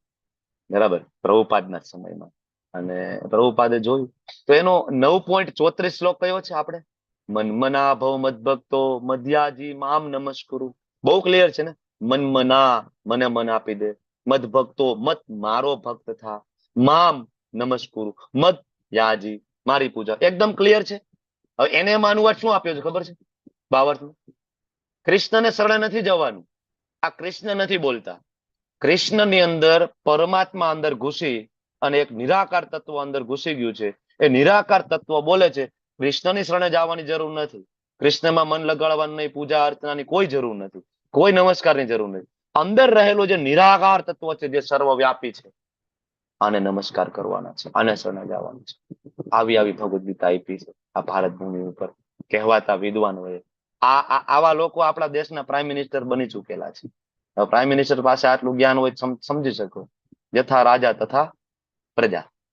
બરાબર. પ્રભુપાદે તો લેટર લખીને કેટલું બધું સમજાવ્યું, પણ સમજવા તૈયાર નથી. પ્રભુપાદના લેટર મહાત્મા ગાંધીને લખેલા છે આજે પણ તમને મળશે વેદાબેઝમાં. જવાહરલાલ નહેરુને લખેલા છે. એ સમયની પ્રેઝન્ટ ગવર્મેન્ટને કેટલા બધા લખેલા છે કે આ રીતના આમ કરવું જોઈએ, આ ફેરફાર. કોઈ ધ્યાન દીધું નથી અત્યાર સુધી. કારણ કે પ્રભુપાદને ખબર હતી કે આગળ જતા ભારત દેશમાં આ પરિસ્થિતિ આવવાની છે, ખબર હતી, દીર્ઘદ્રષ્ટા હતા. બરાબર. તો આપણે ભગવાન જાણે છે બસ એ આપણે ભૂલી જાય છે. ના, મને બધી ખબર પડે છે. ભગવાન કે પણ હું સર્વ શરીરનો જ્ઞાતા છું ભાઈ, તને ખાલી તારા પૂરતી ખબર છે. અને આ તું જાણી લઈશ ને કે હું સર્વજ્ઞ છું. અને જ્ઞાન તરીકે કહેવામાં આવે છે, જ્ઞાનની વ્યાખ્યા આપે છે. બરાબર. તમારી સામે એક ખેતર છે, ખેતરમાં એક માણસ ઉભો છે, તો એને પોતાના ખેતર વિશે ખબર છે, બાજુના ખેતરમાં બહુ તો ડોકું કાઢે ને તો ઉપરથી એને ખબર પડે કે ભાઈ શું વાવ્યું છે, બરાબર, કેટલું, આ થોડું ઘણું કેવડું ખેતર છે આ તે. એમ હું તમને ઉપરથી જોઉં તો હું તમને કહી શકું કે ના તમે સ્ત્રી નથી, તમે સ્ત્રી છો, તમે પુરુષ છો, ઉપરથી મને થોડો ખ્યાલ આવે. પછી તમે ભક્ત બનવાની કોશિશ કરો છો, ભક્ત છો, ઉપરથી ખ્યાલ, અંદરથી ખબર ના પડે. એમ પણ પરમાત્મા તરીકે ભગવાન છે, એને બધાના ખેતર વિશેની ખબર છે, ક્યાં શું ક્યાં બાવળ વાવ્યા છે ને ક્યાં આંબા વાવ્યા છે. બાકી વાવી દીધેલું ખેતર હોય, બહારથી નજર કરો ખબર ના પડે. કોઈ પિત્ત કરતું હોય, પાણી પીવડાવતું ખેતરમાંથી, એટલી ખબર પડે કે આ પાણી પીવડાવ મતલબ કઈ વાયુ હોય છે. શું વાયુ હોય ખબર નથી. એ તો હવે જે તેને ખબર કે આમાં બાવળ વાવ્યા છે કે આંબા વાવ્યા છે. બરાબર. બહારથી આટલી. એટલે આપણે આપણા વિશે જાણી શકીએ કે આપણે આંબા વાવ્યા છે કે પછી બાવળ વાવ્યા છે. બાજુવાળાને જોઈને તમે સામાન્ય અંદાજ કાઢો, પણ ભગવાનને પરફેક્ટલી ખબર છે. બરાબર. આ આપણે ભૂલી જઈએ છીએ કે કૃષ્ણ બધું જાણે છે. ઓકે. તો હવે આગળના જે શ્લોક ભગવાન લાવે છે એ વેદાંત સૂત્રમાંથી લાવે છે. થોડા શ્લોક એવા છે કે જે આ કન્સેપ્ટ કે હું શરીર નથી, હું આત્મા છું, અને પરમાત્મા, આત્મા અને પરમાત્મા બને જાણકાર છે, અને એને ક્ષેત્રજ્ઞ કહેવાય. એકચ્યુઅલી આ કન્સેપ્ટ જે છે એ આવ્યો ક્યાંથી? અર્જુને પ્રશ્ન પૂછ્યો, ભગવાન જ્ઞાન આપે છે. તો વેદોનું સમજવા માટે, બરાબર, વેદાંત સૂત્ર જે આપ્યા એની અંદર આ કન્સેપ્ટ ક્લિયર કરવામાં આવ્યો છે. બરાબર. વેદાંત સૂત્ર ભગવાન ત્યાંથી શ્લોક લાવ્યા. અને ભગવાને કીધું કે વિભિન્ન ઋષિઓએ, અલગ અલગ વેદ વ્યાસજી છે, અલગ અલગ ઋષિઓ, એમને વિવિધ વૈદિક ગ્રંથોમાં કાર્યનું ક્ષેત્ર એટલે કે આ શરીર, કાર્યોના જ્ઞાતા એટલે કે આત્મા અને પરમાત્મા ના જ્ઞાનનું વર્ણન કર્યું છે. મતલબ શરીર, આત્મા અને પરમાત્મા, આ ત્રણેય, જળ અને ચેતન વચ્ચેનો જે તફાવત છે એને તે વર્ણન કર્યું. અને ખાસ કરીને અર્જુન આનું ડિટેલિંગ તારે જોઈતું હોય તો તને વેદાંત સૂત્રમાં મળશે, કારણ કે ત્યાં સર્વ ઉદ્દેશ્ય સહિત પ્રસ્તુત કરવામાં આવ્યું છે. એટલે તમારા લોકોએ પણ જો આ બહુ ડિટેલમાં જાણવું હોય તો શું વાંચવું પડશે? વેદાંત સૂત્ર. વેદાંત સૂત્ર બહુ અઘરું છે, કોડેડ લેંગ્વેજ છે, પણ તમારે મારે ખરેખર જેટલી જરૂર છે એટલું ભગવાને પીરસી દીધું છે. એટલે બહુ ચિંતા કરવાની આપણે જરૂર નથી. આગળ ભગવાન વેદાંત સૂત્રમાં જે ડિટેલિંગ આપ્યું છે, જેને બ્રહ્મપૂછ તરીકે ઓળખવામાં આવે છે, કે ભાઈ આ સમજવા માટે લોકોની ચેતના અલગ અલગ પ્રકારની હોય છે. બધા નથી સમજી શકતા. શું કામ? તો કે ભાઈ ચેતનાના જ 5 પ્રકાર છે. પેલી જે નીચા લેવલની જે ચેતના છે તો ભગવાન કે છે અન્નમય ચેતના છે, એકદમ ડાઉન, અન્નમય. અન્નમય ચેતના એટલે તમોગુણી ચેતના છે. હવે આવા લોકો જે હોય અન્નમય ચેતના વાળાને, એને તમે જેને ભગવદ ગીતાનો પ્રચાર કરો એને કઈ લેવા દેવાના. એનું ખાલી જે ધ્યાન છે શેના ઉપર છે? તો કે ખાવું ને પીવું ને મજા કરવી. ખાવાનું 2 ટાઈમનું મળી જાય ને એટલે ભયો. આપણે એમાં જ ભગવાનના દર્શન કરીએ છીએ. આપણે જોયું છે કોરોના કાળમાં, બરાબર, કેટલા માણસોને, ઘણા બધા જે માનવ સેવાએ, પ્રભુ સેવામાં માનનારા લોકો મોટા મોટા પેકિંગ ફૂડ પેકેટ્સ બનાવીને લોકોને દેવા જતા. અને આપણે એવા વિડીયો જોયા છે કે લોકોના ઝૂંપડીમાં કેટલું બધું ખાવાનું હોય ને તો જે આવે બધા પાસે લઈને અંદર ભરી દે કે ના કામ આવશે. અન્ન છે, બસ. બાકી આવા લોકો તમને ઘણા બધા જોવા મળશે સમાજમાં. ખાવાનું મળે એટલે પૂરું થઈ ગયું. બીજું એની આ લાંબી કોઈ એની વિચારસરણી છે જ નહીં. પછી એક એના ઉપરની ચેતના આવે, પ્રાણમય, રજોગુણી ચેતના છે. મોટા ભાગે આ ચેતનામાં હોય જીવો, મનુષ્યો. તો એમાં શું છે? તો કે ભાઈ ખાવાનું તો ઠીક છે 2 ટાઈમનું મળી જશે, પણ સારા કપડાં જોઈએ, સ્વરક્ષણ, એના માટે ઘર જોઈએ, થોડું બેંક બેલેન્સ જોઈએ, થોડા કુટુંબીજનો, મિત્રો હોય તો મજા આવે, ટાઈમ પાસ કરવો હોય તો મજા આવે. બરાબર. 1200 ફૂટનું ઘર હોય તો નાનું પડે, 5000 ફૂટનું હોય તો વધારે આનંદ આવે. તો હજી વધારે મોટા ભાગે આમાં ડૂબેલા છે સવારથી લઈને સાંજ સુધી. બરાબર. રજોગુણી ચેતના છે, પ્રાણમય ચેતના અહીંયા સુધી. તો આ લોકોને તમે ભગવદ ગીતા કહ્યું, ના ભાઈ, ભગવદ ગીતા ઠીક છે, હજી કમાવાની ઉંમર છે, હવે એ બધું તો વૃદ્ધાવસ્થામાં થાય, નિવૃત્ત થાશું ને ત્યારે, બાકી અત્યારે કઈ જરૂર નથી, શાંતિ. એને ખબર છે કે વૃદ્ધ થશે, ગેરંટી છે. બરાબર. આગળ આનાથી ઉપરની ચેતના કઈ? જ્ઞાનમય ચેતના અથવા મનોમય ચેતના. જ્યારે વ્યક્તિના પાપ કર્મો નાશ પામે, પુણ્ય કર્મનો ઉદય થાય, ત્યારે વ્યક્તિ એક જ્ઞાનમય ચેતનામાં પ્રવેશ કરે, મનોમય ચેતનામાં. અને ત્યારે એને એવું થાય કે પૈસા, ઘર, રૂપિયા, મિત્રો બધું બરાબર છે, હું અહીંયા છું શું કામ એક્ઝેક્ટલી, બરાબર, અને હું અહીંયા શું કામ અલગ અલગ દુઃખ ભોગવું છું, બરાબર. ત્યારે જાણવાની કોશિશ કરે અને એ સમજે શાસ્ત્ર વાંચીને, ચાલો હું આ શરીર તો નથી, હું આત્મા છું, કારણ કે મારો તો વારંવાર જન્મ થાય છે, કારણ કે શરીરનું નામ તો મારા જન્મ પછી 6થા દિવસે આપ્યું છે, ભાઈ આ જિગ્નેશ કોશિયા, 6થા દિવસે. પણ એની પહેલા હું તો હતો, એની પહેલા હું માના ગર્ભમાં તો હતો જ, બરાબર. અને ગર્ભમાં એ ચેતના આવી ક્યાંથી? ક્યાંક તો એ ચેતના હશે જ, બરાબર. કે ચેતનાને લેબોરેટરીમાં જ બનાવી નથી શકાતી, તો ડોક્ટરોએ બનાવી હોત.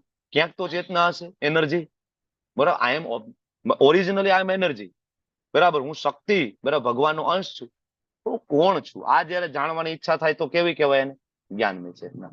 એના ઉપર જયારે જાય પછી એને એમ થાય કે બરાબર છે ભાઈ, હું તો શરીર નથી, આત્મા છું.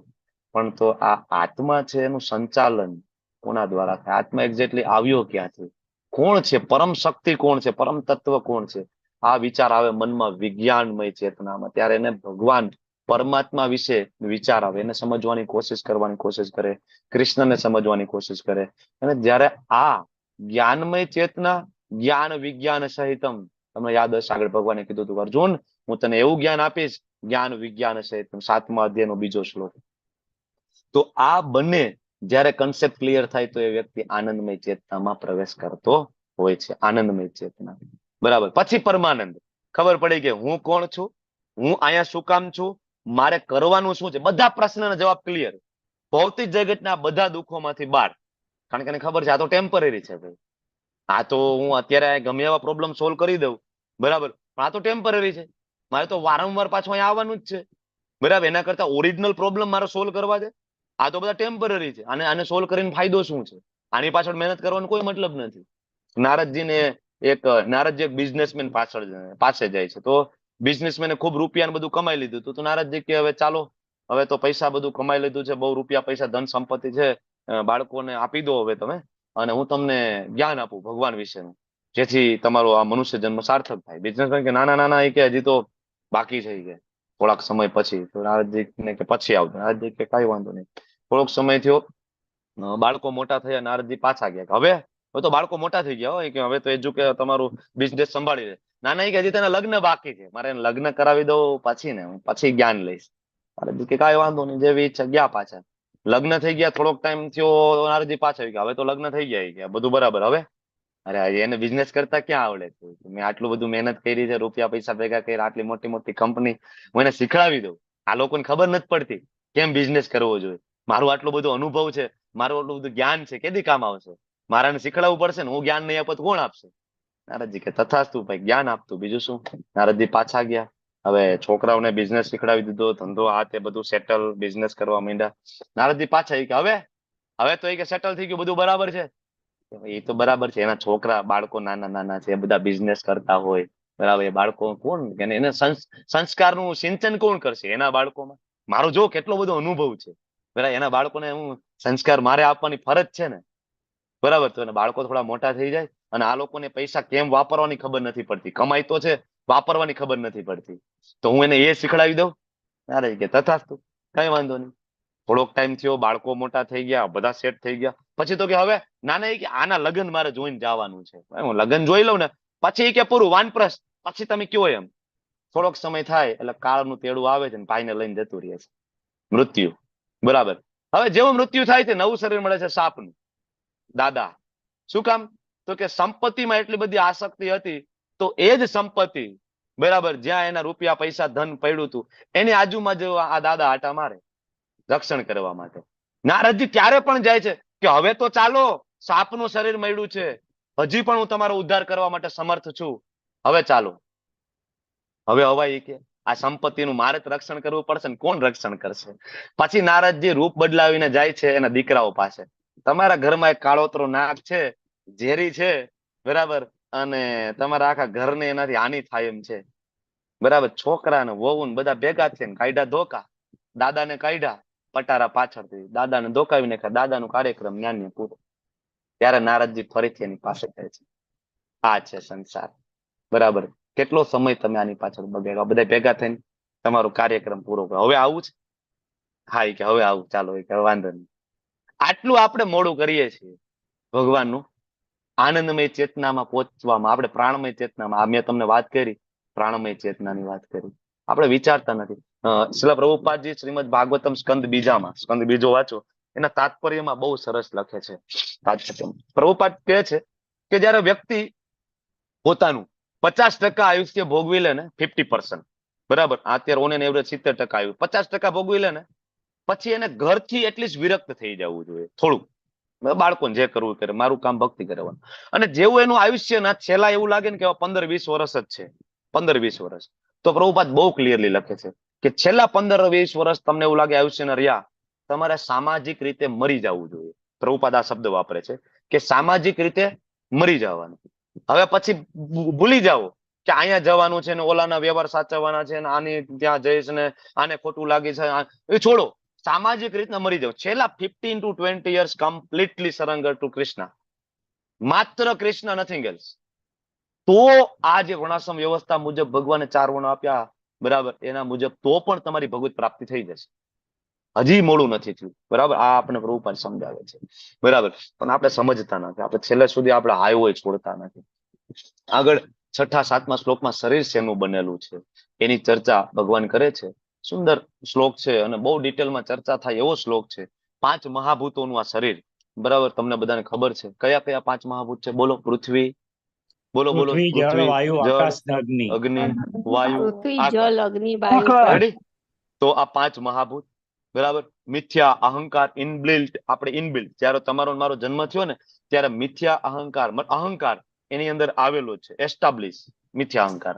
અને ભગવદ્ ગીતા જાણવું, શાસ્ત્રો વાંચવા, એ આટલું જ છે કે મિથ્યા અહંકાર ને સાચા અહંકારમાં કન્વર્ટ કરવું, તો તમે ભગવદ્ ગીતા સમજી છે. આને ચેન્જ કરવાનું છે. એટલે મિથ્યા અહંકાર, બીજું બુદ્ધિ તત્વ અંદર છે, ત્રીજું અવ્યક્ત કે જ્યાંથી આ પ્રકૃતિનું નિર્માણ થયું, સત્વગુણ, રજોગુણ, તમોગુણ, આપણે આવતીકાલે ભણવાના છે. એની એકદમ બેલેન્સ પરિસ્થિતિ છે શરૂઆતની, અવ્યક્ત. પછી 10 ઇન્દ્રિયમાં 5 જ્ઞાનેન્દ્રિય, 5 કર્મેન્દ્રિય. 5 જ્ઞાનેન્દ્રિયમાં આંખ, કાન, નાક, જીભ અને ત્વચા. 5 કર્મેન્દ્રિયની અંદર જીભ, હાથ, પગ, ગુદા અને ઉપસ્થ, બરાબર. તો આ 5 જ્ઞાનેન્દ્રિય, 5 કર્મેન્દ્રિય, 5 મહાભૂત, 15 થઈ ગયા. અને એક આવે મન, બુદ્ધિ અને અહંકાર, 15 ને 3 18. અને 5 ઇન્દ્રિયના વિષયો જે મેં તમને કીધું, આંખ, નાક, કાન, જીભ, બરાબર, ત્વચા. તો આના 5 વિષયો પણ છે. ધારો કે આંખનો વિષય શું છે? રૂપ, બરાબર. શબ્દ, સ્પર્શ, રૂપ, રસ, ગંધ. જીભનો વિષય શું? રસ. તો આ 5 ઇન્દ્રિય વિષયો થઈ ગયું. એટલે 5 ચોકો 20, મન, બુદ્ધિ, અહંકાર 23 અને અવ્યક્ત 24. આ 24 તત્વોનું આ શરીર બનેલું છે. અને મોટા ભાગે આ 24 તત્વોમાં ગોટા માર્યા, મતલબ ગૂંચવાયેલા હોય. જેટલા મોટા મોટા વેદાંતિઓ તમે જોવો છો, ઇવન સાયન્ટિસ્ટો જોવો છો, એ આની અંદર જ આટા મારે. એ 25મું તત્વ જે પરમાત્મા છે એના વિશે વિચારતા નથી. 25મું તત્વ પરમાત્મા છે, જ્યાંથી અલ્ટિમેટલી જે પાવર સપ્લાય છે એ છે, એ વિચારતા નથી, બરાબર. તો આ જે 24 તત્વો, પછી ઈચ્છા, દ્વેષ, સુખ, દુઃખ, સંઘાત, ચેતના, ધૈર્ય, આ બધા સંક્ષેપમાં કાર્યોના ક્ષેત્ર, તેમને આંતરક્રિયાઓને વિકાર કહેવામાં આવે છે, બરાબર. આપણે આગળ તમને યાદ હોય તો લીધું હતું, બરાબર. આત્મા પાછળ બેઠો છે, અહીંયા સારથી તરીકે બુદ્ધિ બેઠો છે, લગામ તરીકે મન, અને 5 ઇન્દ્રિય છે. હવે આપણે પ્રોબ્લેમ એ થયો કે આપણે આત્માને કોઈ ખોરાક આપ્યો નથી, આત્માને મજબૂત કરવાની કોઈ વાત નથી. અત્યારે તમે જો આપણું ભૌતિક એજ્યુકેશન જો, આપણા બધાના કામ ધંધા જો, જે કે આપણી ટ્રેનિંગ થાય, આપણા બાળકોની ટ્રેનિંગ થાય, એમાં કે આત્મા વિશે કોઈ ચર્ચા નથી. જે કઈ ચર્ચા છે શું છે? ભાઈ પૈસા કમાવો, બરાબર, મોટો માણસ બનજે, ખૂબ રૂપિયા પૈસા હોવા જોઈએ, અંગ્રેજી સરસ બોલતા આવડતું હોય, ભવિષ્યમાં વિદેશ જજે, ફોરેન જજે, અને ત્યાં જઈને ખૂબ મજા કરજે. બસ આ જ કન્સેપ્ટ છે બધાના મનમાં, આજ ચાલે છે, આજ આપણું ટીચિંગ. તો આમાં આપણે આત્માને કે પ્રબળ કરતા નથી. મૂળ આપણે પ્રબળ કરીએ છીએ આપણી ઇન્દ્રિય ભોગ વૃત્તિને, કે કેમ વધારે પૈસા કમાવું અને કેમ હું વધારે ભોગ કરું, કેમ મારા મનની બધી ઈચ્છા પૂરી કરું. બુદ્ધિના ઘોડા આના મુજબ જ દોડી રહ્યા છે. આત્માને કોઈ ખોરાક નથી. એટલે બુદ્ધિ આપણી ટોટલ ભૌતિક બનેલી છે. અડધી રાત્રે જયારે આ 5 ઇન્દ્રિયમાં આગળ જે જીભ છે, એના પૂર્વ અનુભવ છે, મંચુરિયન ખાધું હતું, એ અનુભવ જયારે યાદ કરે છે રાત્રે 12 વાગે, અને ત્યારે મનમાં ઈચ્છા થાય છે રાત્રે 12 વાગે મંચુરિયન ખાવાની, બુદ્ધિ ભૌતિક હોવાના કારણે બુદ્ધિ વ્યવસ્થામાં લાગી જશે. હા મંચુરિયન ખાવાનું છે, હું વ્યવસ્થા કરું છું, કઈ જગ્યાએ મળે, સારી હોટલમાં લઈ જાવ, ચાલતા. બરાબર. આ કોણ વ્યવસ્થા કરે? બુદ્ધિ. શું કામ થયું ભાઈ આવું? તો કે બુદ્ધિ ભૌતિક બની ગઈ. શું કામ ભૌતિક બની ગઈ? તો કે તમે આત્મા માટે કઈ કર્યું નહીં. જો આપણે શરીર માટે બધું કરીએ, આપણે સ્નાન કરીએ, બ્રશ કરીએ, સારા સારા કપડાં પહેરીએ, જીમમાં જઈએ, માતાજીઓ પાર્લરમાં જઈએ. હવે તો પ્રભુજી બાકી નથી, પ્રભુજી પાર્લરમાં જાય છે. શરીર માટે આપણે બધું કરીએ, બરાબર. પછી મન માટે ઘણું કરીએ. મન માટે શું કરીએ? ટીવી જોઈએ, મૂવી, ગેમ્સ, ગપ્પા, કિટી પાર્ટી, બરાબર. આ શેના માટે? મન માટે. શરીર માટે થાય, મનમાં. ઇન્દ્રિયો માટે તો થાય જ છે. જીભના ચટાકા આપડા, બરાબર. કાનના ચટાકા, જીભના ચટાકા, આંખના ચટાકા, આ બધા ચટાકા કરીએ છીએ એવરી ડે. આત્મા માટે શું કરીએ છીએ? કોઈ દી વિચાર નહીં. હવે આત્મા માટે અહીં કઈ કરતા નથી. તેથી આત્મા છે એ પોતાનો જે પાવર, જે કંટ્રોલ બુદ્ધિ ઉપરનો ખોઈ બેઠું છે અત્યારે. કારણ કે આપણે એને ટોટલી, બરાબર, ગણતા જ નથી. આત્મા જેવું કાંઈ છે ગણતા જ નથી. પૂરું. તો આત્મા સાથે પરમાત્મા જયારે બોલે છે તો આપણને સમજાતું પણ આગળ આવશે, તમે જયારે લેવલ 2 માં આવશો ત્યારે. તો આત્માને જયારે એનો તમે ખોરાક આપશો જયારે, તો શું થશે? ટોટલ પાવર કંટ્રોલ છે આત્મા પોતાના હાથમાં લઈ લેશે, બરાબર. અને જયારે ઇન્દ્રિય અડધી રાત્રે આવી કોઈ ઈચ્છા કરશે કે નાના મંચુરિયન ખાવું છે, તો આત્મા પાછળથી બોલશે, ઓ ભાઈ, ઓ બુદ્ધિ, ઓ અત્યારે વ્યવસ્થા ના હોય. અડધી રાત્રે ન હોય, ખબર છે ને પાછળના અનુભવ કેવા છે? યાદ છે કે નહીં? આત્મા જ્ઞાન આપશે. કારણ કે આત્મા પરમાત્માની નજીક બેઠો છે, બરાબર. આત્માનો ખોરાક. સરસ મજાનું બીજું પિક્ચર છે, એક સોનાનું પાંજરું રાજા લાવ્યા, સરસ મજાનો પોપટ મૂક્યો, આજુબાજુમાં સરસ મજાના ફુવારા, બધું કર્યું, બધું પરફેક્ટ, સરસ મજાના મ્યુઝિક વાગે, બધું બરાબર. જગ્યા સરસ મજાની ગોતી દીધી. પણ થોડાક દિવસથી પોપટ મરી ગયો. શું કામ પોપટ મરી ગયો ભાઈ? વાય પોપટ શું કામ મરી ગયો? એને ખોરાક ન મળતો, બરાબર. પિંજરામાં હતો એને ઉડવાનું ના મળ્યું. પિંજરામાં હતો એનો વાંધો નથી. પિંજરામાં હતો. એક જ વસ્તુ, શું? એને પિંજરામાં ખોરાક હતો. આપ્યો નહીં. પિંજરામાં હતો એટલે મર્યો નથી. પિંજરામાં જ મરી ના જાય, એને ખોરાક નથી આપ્યો. પિંજરામાં હોય તો મરે નહીં. તો બધા તો તમે જો પ્રાણી સંગ્રહાલય પિંજરામાં જ હોય, મરી ના જાય. ખોરાક એને મળવો જોઈએ તો જીવે. તો પોપટને ખોરાક ના મળ્યો તેથી મરી ગયો. એમ આત્મા રૂપી પોપટ આપણા શરીર રૂપી પિંજરામાં છે, પણ આત્માને કોઈ દી ખોરાક આપણે આપતા જ નથી. આત્માને ગણતા જ નથી. આજકાલ આત્માની વાતો કરીએ તો એમ કે કેવી વેવલા જેવી વાતો કરો તમે. હવે તો કાંઈ ન હોય યાર, મજા કરો, જિંદગી મિલેગી ના દોબારા, બરાબર. અત્યારે ચર્ચા કરો, બસ મૂવી જો, ફર્સ્ટ ડે ફર્સ્ટ શો, દારૂ પીવો, મજા કરો, બેંકોક જાઓ, થાઈલેન્ડ જાઓ, બસ ભાઈ. કોને ખબર ભાઈ, 60 વર્ષે, 70 વર્ષે માણસોની ઇન્દ્રિય તૃપ્તિ પૂરી થતી નથી. જોવો છો ને તમે, માણસો 60 વર્ષે લગ્ન કરતા હોય, બાકી રહી ગયું હોય તો 65 વર્ષે લગ્ન કરતા હોય, બરાબર. આત્માનો કોઈ ખોરાક નથી. આત્માનો ખોરાક શું છે? આત્માનો ખોરાક છે ભગવાનનું નામ. આત્માનો ખોરાક છે ભગવાનનું નામ. જ્યારે આત્માને ખોરાક મળે છે, તરત જ આત્મા છે એ કંટ્રોલ પોતાના હાથમાં લેવાનું ચાલુ કરે છે, અને જીવનમાં આમૂલચૂલ પરિવર્તન આવે છે. તમે જોયું છે ને, તમારામાં આવ્યું હશે. ધીમે, આપણે પરમહંસની લેવલમાં નથી, કારણ કે આપણા નામ જપ છે અત્યારે અપરાધ સહિત થાય છે, બરાબર. 10 નામ અપરાધ સહિત આપણા નામ જપ હોવાના કારણે આપણને અત્યારે કદાચ એટલું રિઝલ્ટ જોવા નથી મળતું. પણ છતાં પણ 2-4 મહિના, 6 મહિના પણ નામ જપ કરશો રેગ્યુલર, તો 100% તમારામાં 2-5% પરિવર્તન તમે પોતે મહેસૂસ કરશો. થોડીક વિરક્તિ આવશે આજુબાજુમાંથી, ભૌતિક વસ્તુઓમાંથી થોડીક વિરક્તિ આવશે, બરાબર. આપણા પોતાના સગા સંબંધીઓમાં સતત આપણે ટાઈમ આપીએ છીએ, મહત્વનો કિંમતી સમય આપણે જવા, એમાં આપણને થોડીક વિરક્તિ આવશે કે મારે શું કરવાનું, એક્ઝેક્ટલી શું કરવાનું. આ બધું પરિવર્તન આવશે. થોડોક ગુસ્સા ઉપર થોડોક કંટ્રોલ આવતો જશે, થોડોક કામ ઉપર કંટ્રોલ આવશે. શોર્ટ પીરિયડમાં આવશે, થોડોક ટાઈમ પ્રેક્ટિસ, બરાબર. તો એ જેવો આત્મા અને કંટ્રોલ હાથમાં આવે, તરત જ આમૂલચૂલ પરિવર્તન આવે, બરાબર. ત્યારે એ વ્યક્તિ જ્ઞાની બને. કોઈ એમ કે હું જ્ઞાની છું. ઘણા બધા અત્યારે મેં તમને કીધું એમ કે હમણાં ઓલી જે કથા હતી એમાં એક જ્ઞાની માણસને બોલાવ્યા હતા, બરાબર. પણ હવે કઈ ટાઈપના જ્ઞાની હતા એ મેં તમને કીધું, બરાબર. મેં તમને બીજું પણ એક ઉદાહરણ આપ્યું, બરાબર, કે એક મહાન વ્યક્તિએ ભગવદ્ ગીતા ઉપર તાત્પર્ય લખ્યા છે. પોતાની જાતને જ્ઞાની જ માનતા હશે ને, વિદ્વાન માનતા હશે ને. કૃષ્ણનો કોઈ ઉલ્લેખ નથી ભગવદ્ ગીતામાં. ભગવદ્ ગીતા આપનાર વ્યક્તિને કાઢી નાખ્યા છે અંદરથી, કૃષ્ણની બાદ બાકી ચોકડી, બરાબર. હવે પોતાની જાતને જ્ઞાની માનતા હોય તો ખરેખર જ્ઞાની કોને કહેવાય? ત્યારે ભગવાન સ્વયં કહે છે 8 થી લઈને 12 શ્લોકમાં કે કોઈ વ્યક્તિ જ્ઞાની હોય તો પહેલો એની અંદર જે ગુણ પ્રગટ થાય એ કયો? વિનમ્રતા. પેલું એનામાં વિનમ્રતા આવે. વ્યક્તિના વાણી વર્તનથી તમને ખબર પડી જાય કે ના આનામાં પરિવર્તન આવ્યું. એટલે ઘણા બધા એમ કહેતા પ્રભુજી અમે માળા કરીએ છીએ ને, ઘરમાં આવું વાતાવરણ છે અને અમારે આ પ્રોબ્લેમ થાય છે, અમારે તે પ્રોબ્લેમ થાય, અથવા તો એમ કે પ્રભુજી મારા પતિ નથી માનતા, મારી પત્ની નથી માનતી, મારા સાસુ ભક્તિ નથી કરતા, ઓલા ભક્તિ, આપણે આ બધા પ્રશ્ન હોય. આનો એક જ પ્રશ્નનો જવાબ હંમેશા મારો કોમન રહે. શું? તો કે ભાઈ તમે જયારે ભક્તિમાં આવ્યા છો, તમે આ તત્વ જાણો છો, એ જાણતા નથી. પહેલી વસ્તુ, એને ભગવદ ગીતા વાંચી નથી, ક્લાસ કોઈ દી એટેન્ડ નથી કર્યા, અનંત જન્મોથી કોઈ દી કર્યું નથી. તો તમે જો આ ભક્તિ માર્ગમાં આવ્યા, ભગવદ ગીતા તમે જીવનમાં ઉતારી, તો તમારા જીવનનું પરિવર્તન જોઈ એ આકર્ષિત થવા જોઈએ. અને એને એમ થવું જોઈએ કે નહીં, આ વ્યક્તિમાં પરિવર્તન તો જોરદાર આવ્યું છે. ગમે તે કયો, પેલા હું કાંઈક કહી દેતી હતી ને તો મારું મોઢું તોડી લેતી હતી, પણ હવે આની સહન શક્તિ જો, બરાબર, હવે હું કહી દઉં છું તો આ સાંભળે છે, બરાબર, તો સામેવાળા વ્યક્તિને ખબર પડે કે નહીં આ છે યોગ્ય રસ્તા ઉપર, વાંધો નથી, બરાબર, કરો ભક્તિ કરો, વાંધો નહીં, ઇસ્કોનમાં જાઓ. બાકી તમે ભક્તિમાં આવીને હાથમાં માળા લઈને અને જયારે આવી પ્રોવોકિંગ સિચ્યુએશન આવશે ત્યારે તમારા લક્ષણો પ્રગટ કરી દેશો ને, તો ઓલાને ખબર પડી જાય કે આ ઇસ્કોનમાં જાય તો છે ને, મંગલામાં ઉઠે, આનામ કાંઈ ફેરફાર રતી માત્ર આવ્યો નથી. એટલે આ કરે છે તોય નથી આવ્યો, હું કરું છું અને હું નથી કરતો તોય મારામાં નથી. બે મૂળ તો બે સરખા છે, કરવાનો ફાયદો શું? કાંઈ કરવું નથી. તમે કરતા હોય કરો, અમે અમારી રીતના બરોબર છીએ. એટલે આ બહુ મહત્વની વસ્તુ છે. તમે જયારે ભક્તિ માર્ગ ઉપર આવો તો તમારામાં વિનમ્રતા આવવી જોઈએ. સામેવાળાને ખબર પડવી જોઈએ કે નહીં આ ભક્તિ માર્ગની પ્રેક્ટિસ કરી રહ્યા છે. આ બહુ મહત્વની વસ્તુ છે.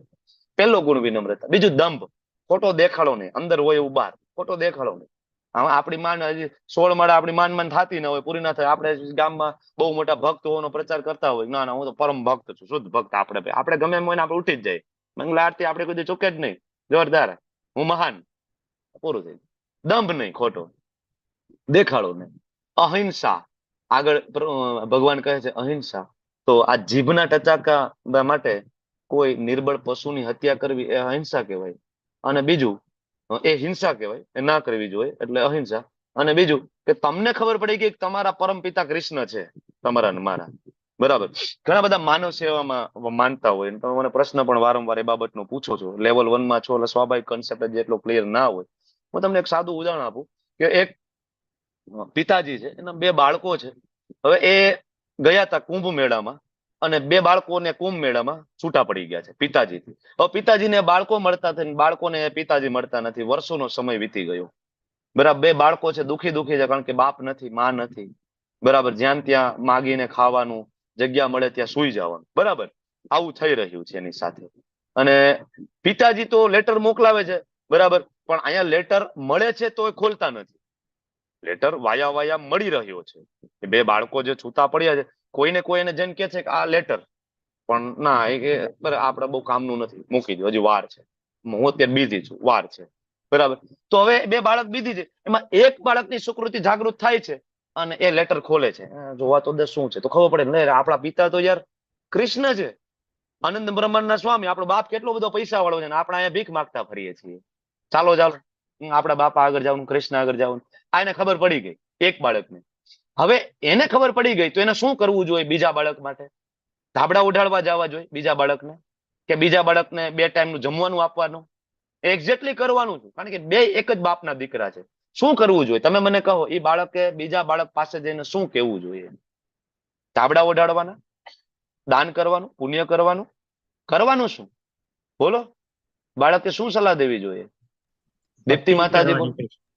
હરે કૃષ્ણ. એને એમ કેવું છે કે આપણા પિતા પરમ કૃષ્ણ ભગવાન છે, એના શરણે જા, તો આપણે જ્યાંથી છૂટા પડી ગયા એના પિતા પાસે જવું જોઈએ. આજુબાજુ ક્યાંય ગોતવાની જરૂરત નથી, એ આપણી બધી જરૂરિયાતો પૂરી કરી દેશે. કૃષ્ણના શરણે જા, લઈ જાઓ જેને. એક્ઝેક્ટલી. એ બાળકે બીજા બાળકને શું કહેવું જોઈએ? એટલે ભાઈ આપણા પપ્પા મળી ગયા છે, ઓળખે છો કોણ છે? અનંત બ્રહ્માંડના સ્વામી આપણા પપ્પા છે. આપણે 2 ખોટા ભીખ માંગતા ફરીએ છીએ, મને આપી દો, મને આપી દો, ઓલી માનતા ને ઓલી બાંધા, ઉઘાડા પગે, બરાબર. આપણે કરતા ફરીએ છીએ ભીખ માંગતા. અરે અનંત બ્રહ્માંડના સ્વામી કૃષ્ણ આપણા પિતાજી, આપણે એના બાળકો છીએ. ચાલ ત્યાં છે, હાથ પકડીને ખેંચીને. આને કહેવાય સૌથી મોટું જન કલ્યાણ, આને કહેવાય સૌથી મોટું દાન. આ દાન છે. અને આ જો તમે નથી કરતા તો તમે હિંસા કરી રહ્યા છો. તમને ખબર પડી ગઈ ને? હવે આ તમે નથી કરતા તો તમે હિંસા કરી રહ્યા છો. આ વ્યાખ્યા પ્રભુપાદે આપી છે. આવતા મહિનામાં લેવલ 1 ની બેચ નથી, એના પછીના મહિનામાં લેવલ 1 ની બેચ છે. આવતા મહિનામાં તમારું લેવલ 2 ચાલશે એક્સપ્રેસ કન્ટિન્યુ. લેવલ 1 પૂરું થાય ડાયરેક્ટ તમારું લેવલ 2 ચાલુ. તમારું લેવલ 2 પૂરું થશે તમે સીધા લેવલ 3 માં જશો અને લેવલ 1 ની નવી બેચ ચાલુ થશે 1 મહિનાના ગેપ પછી. તો તમારો અત્યારે ફરજ શું છે? વધુમાં વધુ પાર્ટિસિપેન્ટ આવનારા લેવલ 1 માં જોડવા. જો આ તમે નથી કરતા તો તમે હિંસા કરી રહ્યા છો. કારણ કે તમને ખબર પડી ગઈ તમારો બાપ મારો બાપ કોણ છે? કૃષ્ણ પરમપિતા. હવે તમે એ નથી કહેવા જતા, મતલબ તમે હિંસા કરી રહ્યા છો. સહિષ્ણુતા, સહન શક્તિ હોવી જોઈએ, સરળતા, દમ ખોટો નહીં, જે અંદર મન કર્મ વચન થી એક સરળતા. અને જ્ઞાની કોને કહેવાય? ખૂબ મહત્વનું છે. જો સદગુરુ આશ્રય, જેને 4 ઓથેન્ટિક પરંપરામાં દીક્ષા લીધી હોય એને જ્ઞાની વ્યક્તિ કહેવાય. એને કહેવાય જ્ઞાની. ક્યાંથી સાંભળવાનું છે? આ ભગવાનના શબ્દ છે. શ્લોકમાં છે આચાર્ય ઉપાસનમ, સદગુરુ આશ્રય. પછી પવિત્રતા હોવી જોઈએ, બરાબર. દિવસમાં 2 વાર 3 વાર સ્નાન, બાહ્ય સૂચિ આભ્યંતર સૂચિ, સ્થિરતા, સુખ દુઃખમાં વિચલિત ના થાય, આત્મસંયમ, ઇન્દ્રિય ઉપરનો એનો કંટ્રોલ હોવો જોઈએ. એવું નહીં કે જે જોયું એ મોઢું મારતા ફરવાનું. નહીં, ઇન્દ્રિય ઉપર કંટ્રોલ, ઇન્દ્રિય તૃપ્તિના વિષયોનો ત્યાગ, મિથ્યા અહંકારનો અભાવ. હું મિથ્યા અહંકાર, પણ હું કૃષ્ણનો દાસ, સાચો અહંકાર. આ આપણામાં આવવો જોઈએ. અને જન્મ મૃત્યુ જરા વ્યાધિમાં દુઃખનો અનુભવ થવો જોઈએ. ભાઈ બહુ કષ્ટ છે. તમને એવું લાગે કે જન્મમાં દુઃખ નથી, બરાબર, તો યુટ્યુબમાં એક વિડીયો છે, બર્થ અગેન ડેથ અગેન, ઇસ્કોનનો authentic video, birth again death again. એકવાર યુટ્યુબમાં ટાઈપ કરો, જોવો. બહુ મુશ્કેલી છે જન્મમાં. ભાગવતની અંદર લખે છે, બરાબર, જયારે આપણે માતાના ગર્ભમાં હોય ત્યારે આપણા સહોદર, માતાના ગર્ભમાં ખાલી આપણે એકલા નથી હોતા, એ જ ગર્ભ જળની અંદર કેટલા નાના નાના જીવાત પણ હોય છે માતાના ગર્ભમાં. અને એ આપણે ડંખ મારે છે, આપણે બટકા ભરે છે, અને એના કારણે આપણે મૂર્છિત થઈ જાય છે, બેભાન થઈ જાય છે. ત્યારે માં એમ કે છે કે અંદર છોકરું ફરકતું નથી.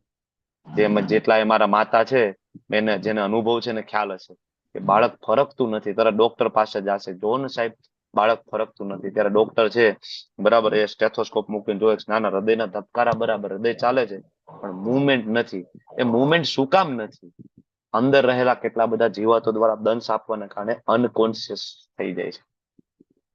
આ જે અત્યારનું સાયન્સ તો હમણાં આવ્યું, જેને ઓબ્સ્ટ્રેક્ટ અને ગાયનેક કહેવાય. ગાયનેક સાયન્સ હમણાં આવ્યું.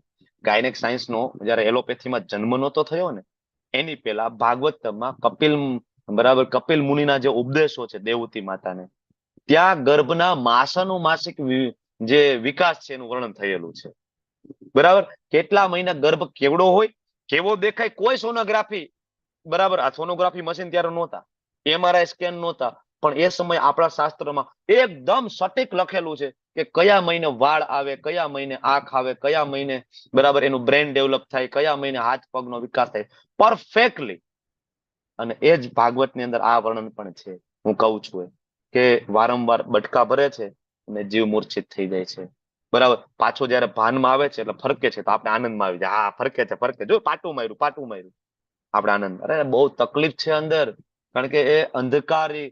તમે વિચાર કરો, તમને કોઈ કાળા કોથળામાં પૂરી દે, તમારું માથું નીચે હોય, બરાબર, તમે આવી રીતના ટૂટી વાળીને આમ હોય, તમારું મોઢું નીચે હોય, ટૂટી વાળીને હુડાવી દે, અને કોઈ મોઢું બાંધી દે, કેટલી વાર રહી આપણે અંદર? કેટલી વાર? 1 મિનિટ, 2 મિનિટ? ઊંધા લટકાવે કેટલી વાર રહી શકે? 2 મિનિટ ના નીકળે. આપણે એમાં 9 મહિના કાઢીને આવ્યા છીએ. ત્યાં આપણને આપણા સુકૃતિઓના કારણે ભગવત દર્શન આપણે થયેલું છે. આપણે પ્રોમિસ કરીને આવ્યા છે, ભગવાન આ વખતે બહાર નીકળું હું ભક્તિ કરીશ. આ પ્રોમિસ આપણું કરેલું હતું, આપણે ભૂલી ગયા છીએ, બરાબર. તો જન્મમાં દુઃખ છે, મૃત્યુમાં કોને દુઃખ છે? આમાં કોઈ એમ છે કે ના ના મૃત્યુમાં કઈ નહીં, આપણે બીતા નથી? છે કોઈ? બહુ પીડા છે મૃત્યુમાં. જયારે યમદૂતો યમપાસ ફેંકે ને જયારે આત્મા અને સૂક્ષ્મ શરીર બહાર નીકળે ત્યારે એટલી બધી પીડાઓ થાય. યમદૂતના ચહેરા એટલા બિહામણા હોવાના કારણે જે શરીર છે એમાંથી મળમૂત્રનો ત્યાગ થઈ જાય. તમે જોયું હશે, ખૂબ જ ભયભીત થઈ જાય. મૃત્યુમાં બહુ દુઃખ છે. જરામાં ગડપણમાં દુઃખ નથી, આનંદ આવે છે. સાંધા ઘસાઈ ગયા પછી, સફેદ વાળ થઈ ગયા પછી, મોઢામાં દાંત પડી ગયા પછી, આંખમાં મોતિયા પછી આનંદ આવે? દુઃખ છે. અને વ્યાધિ, બીમારીમાં કોને આનંદ છે? બરાબર. તો આમાં અનિષ્ટ જોવું, જન્મમાં દુઃખ, મૃત્યુમાં દુઃખ, ગડપણમાં દુઃખ, બરાબર, અને બીમારીમાં દુઃખ, આ દુઃખ જે જોવે ને એને જ્ઞાની કીધો છે. પછી વૈરાગ્ય, પછી બાળકો, પત્ની અને ઘર, અન્ય વસ્તુઓમાંથી મમતાની મુક્તિ. છોડો ભાઈ, ભગવત ગીતામાં કીધું બાળકોને છોડો, પત્નીને છોડો, બરાબર, છોડો ઘર બાર, ચલો હરિદ્વાર, ભગવાને કીધું. ઘણા આવું સમજાવે. ના ના ના, આ કહેવાનો મતલબ એ નથી થતો ભગવાનનો. આગળ 5મા અધ્યાયમાં ક્લેરિટી આપી દીધી છે કે એક્ઝેક્ટ સંન્યાસ એટલે શું. ભૌતિક જગતમાં રહી ભગવાનની પ્રસન્નતા માટે, બરાબર, કર્મના ફળ પ્રત્યે જેની આસક્તિ નથી એને નિત્ય સંન્યાસી જાણવું. અર્જુન, બરાબર, કોણ નિત્ય સંન્યાસી છે? 6ઠા અધ્યાયનો પહેલો શ્લોક વાંચો અને 5મા અધ્યાયમાં ઘણા બધા શ્લોક છે, બરાબર. તો મમતામાંથી મુક્તિની વાત છે. આસક્તિ ના કરવી જોઈએ, પ્રેમ આપવાનો છે, ફરજ નિભાવવાની છે, બરાબર. પણ ખાલી મારી પત્ની, મારા બાળકો, મારી પત્ની, મારા બાળકો, તો ગયા કામ. એની જેટલી જરૂરિયાત છે એના પ્રત્યેની તમારી રિસ્પોન્સિબિલિટી છે પૂરી કરવી પડે.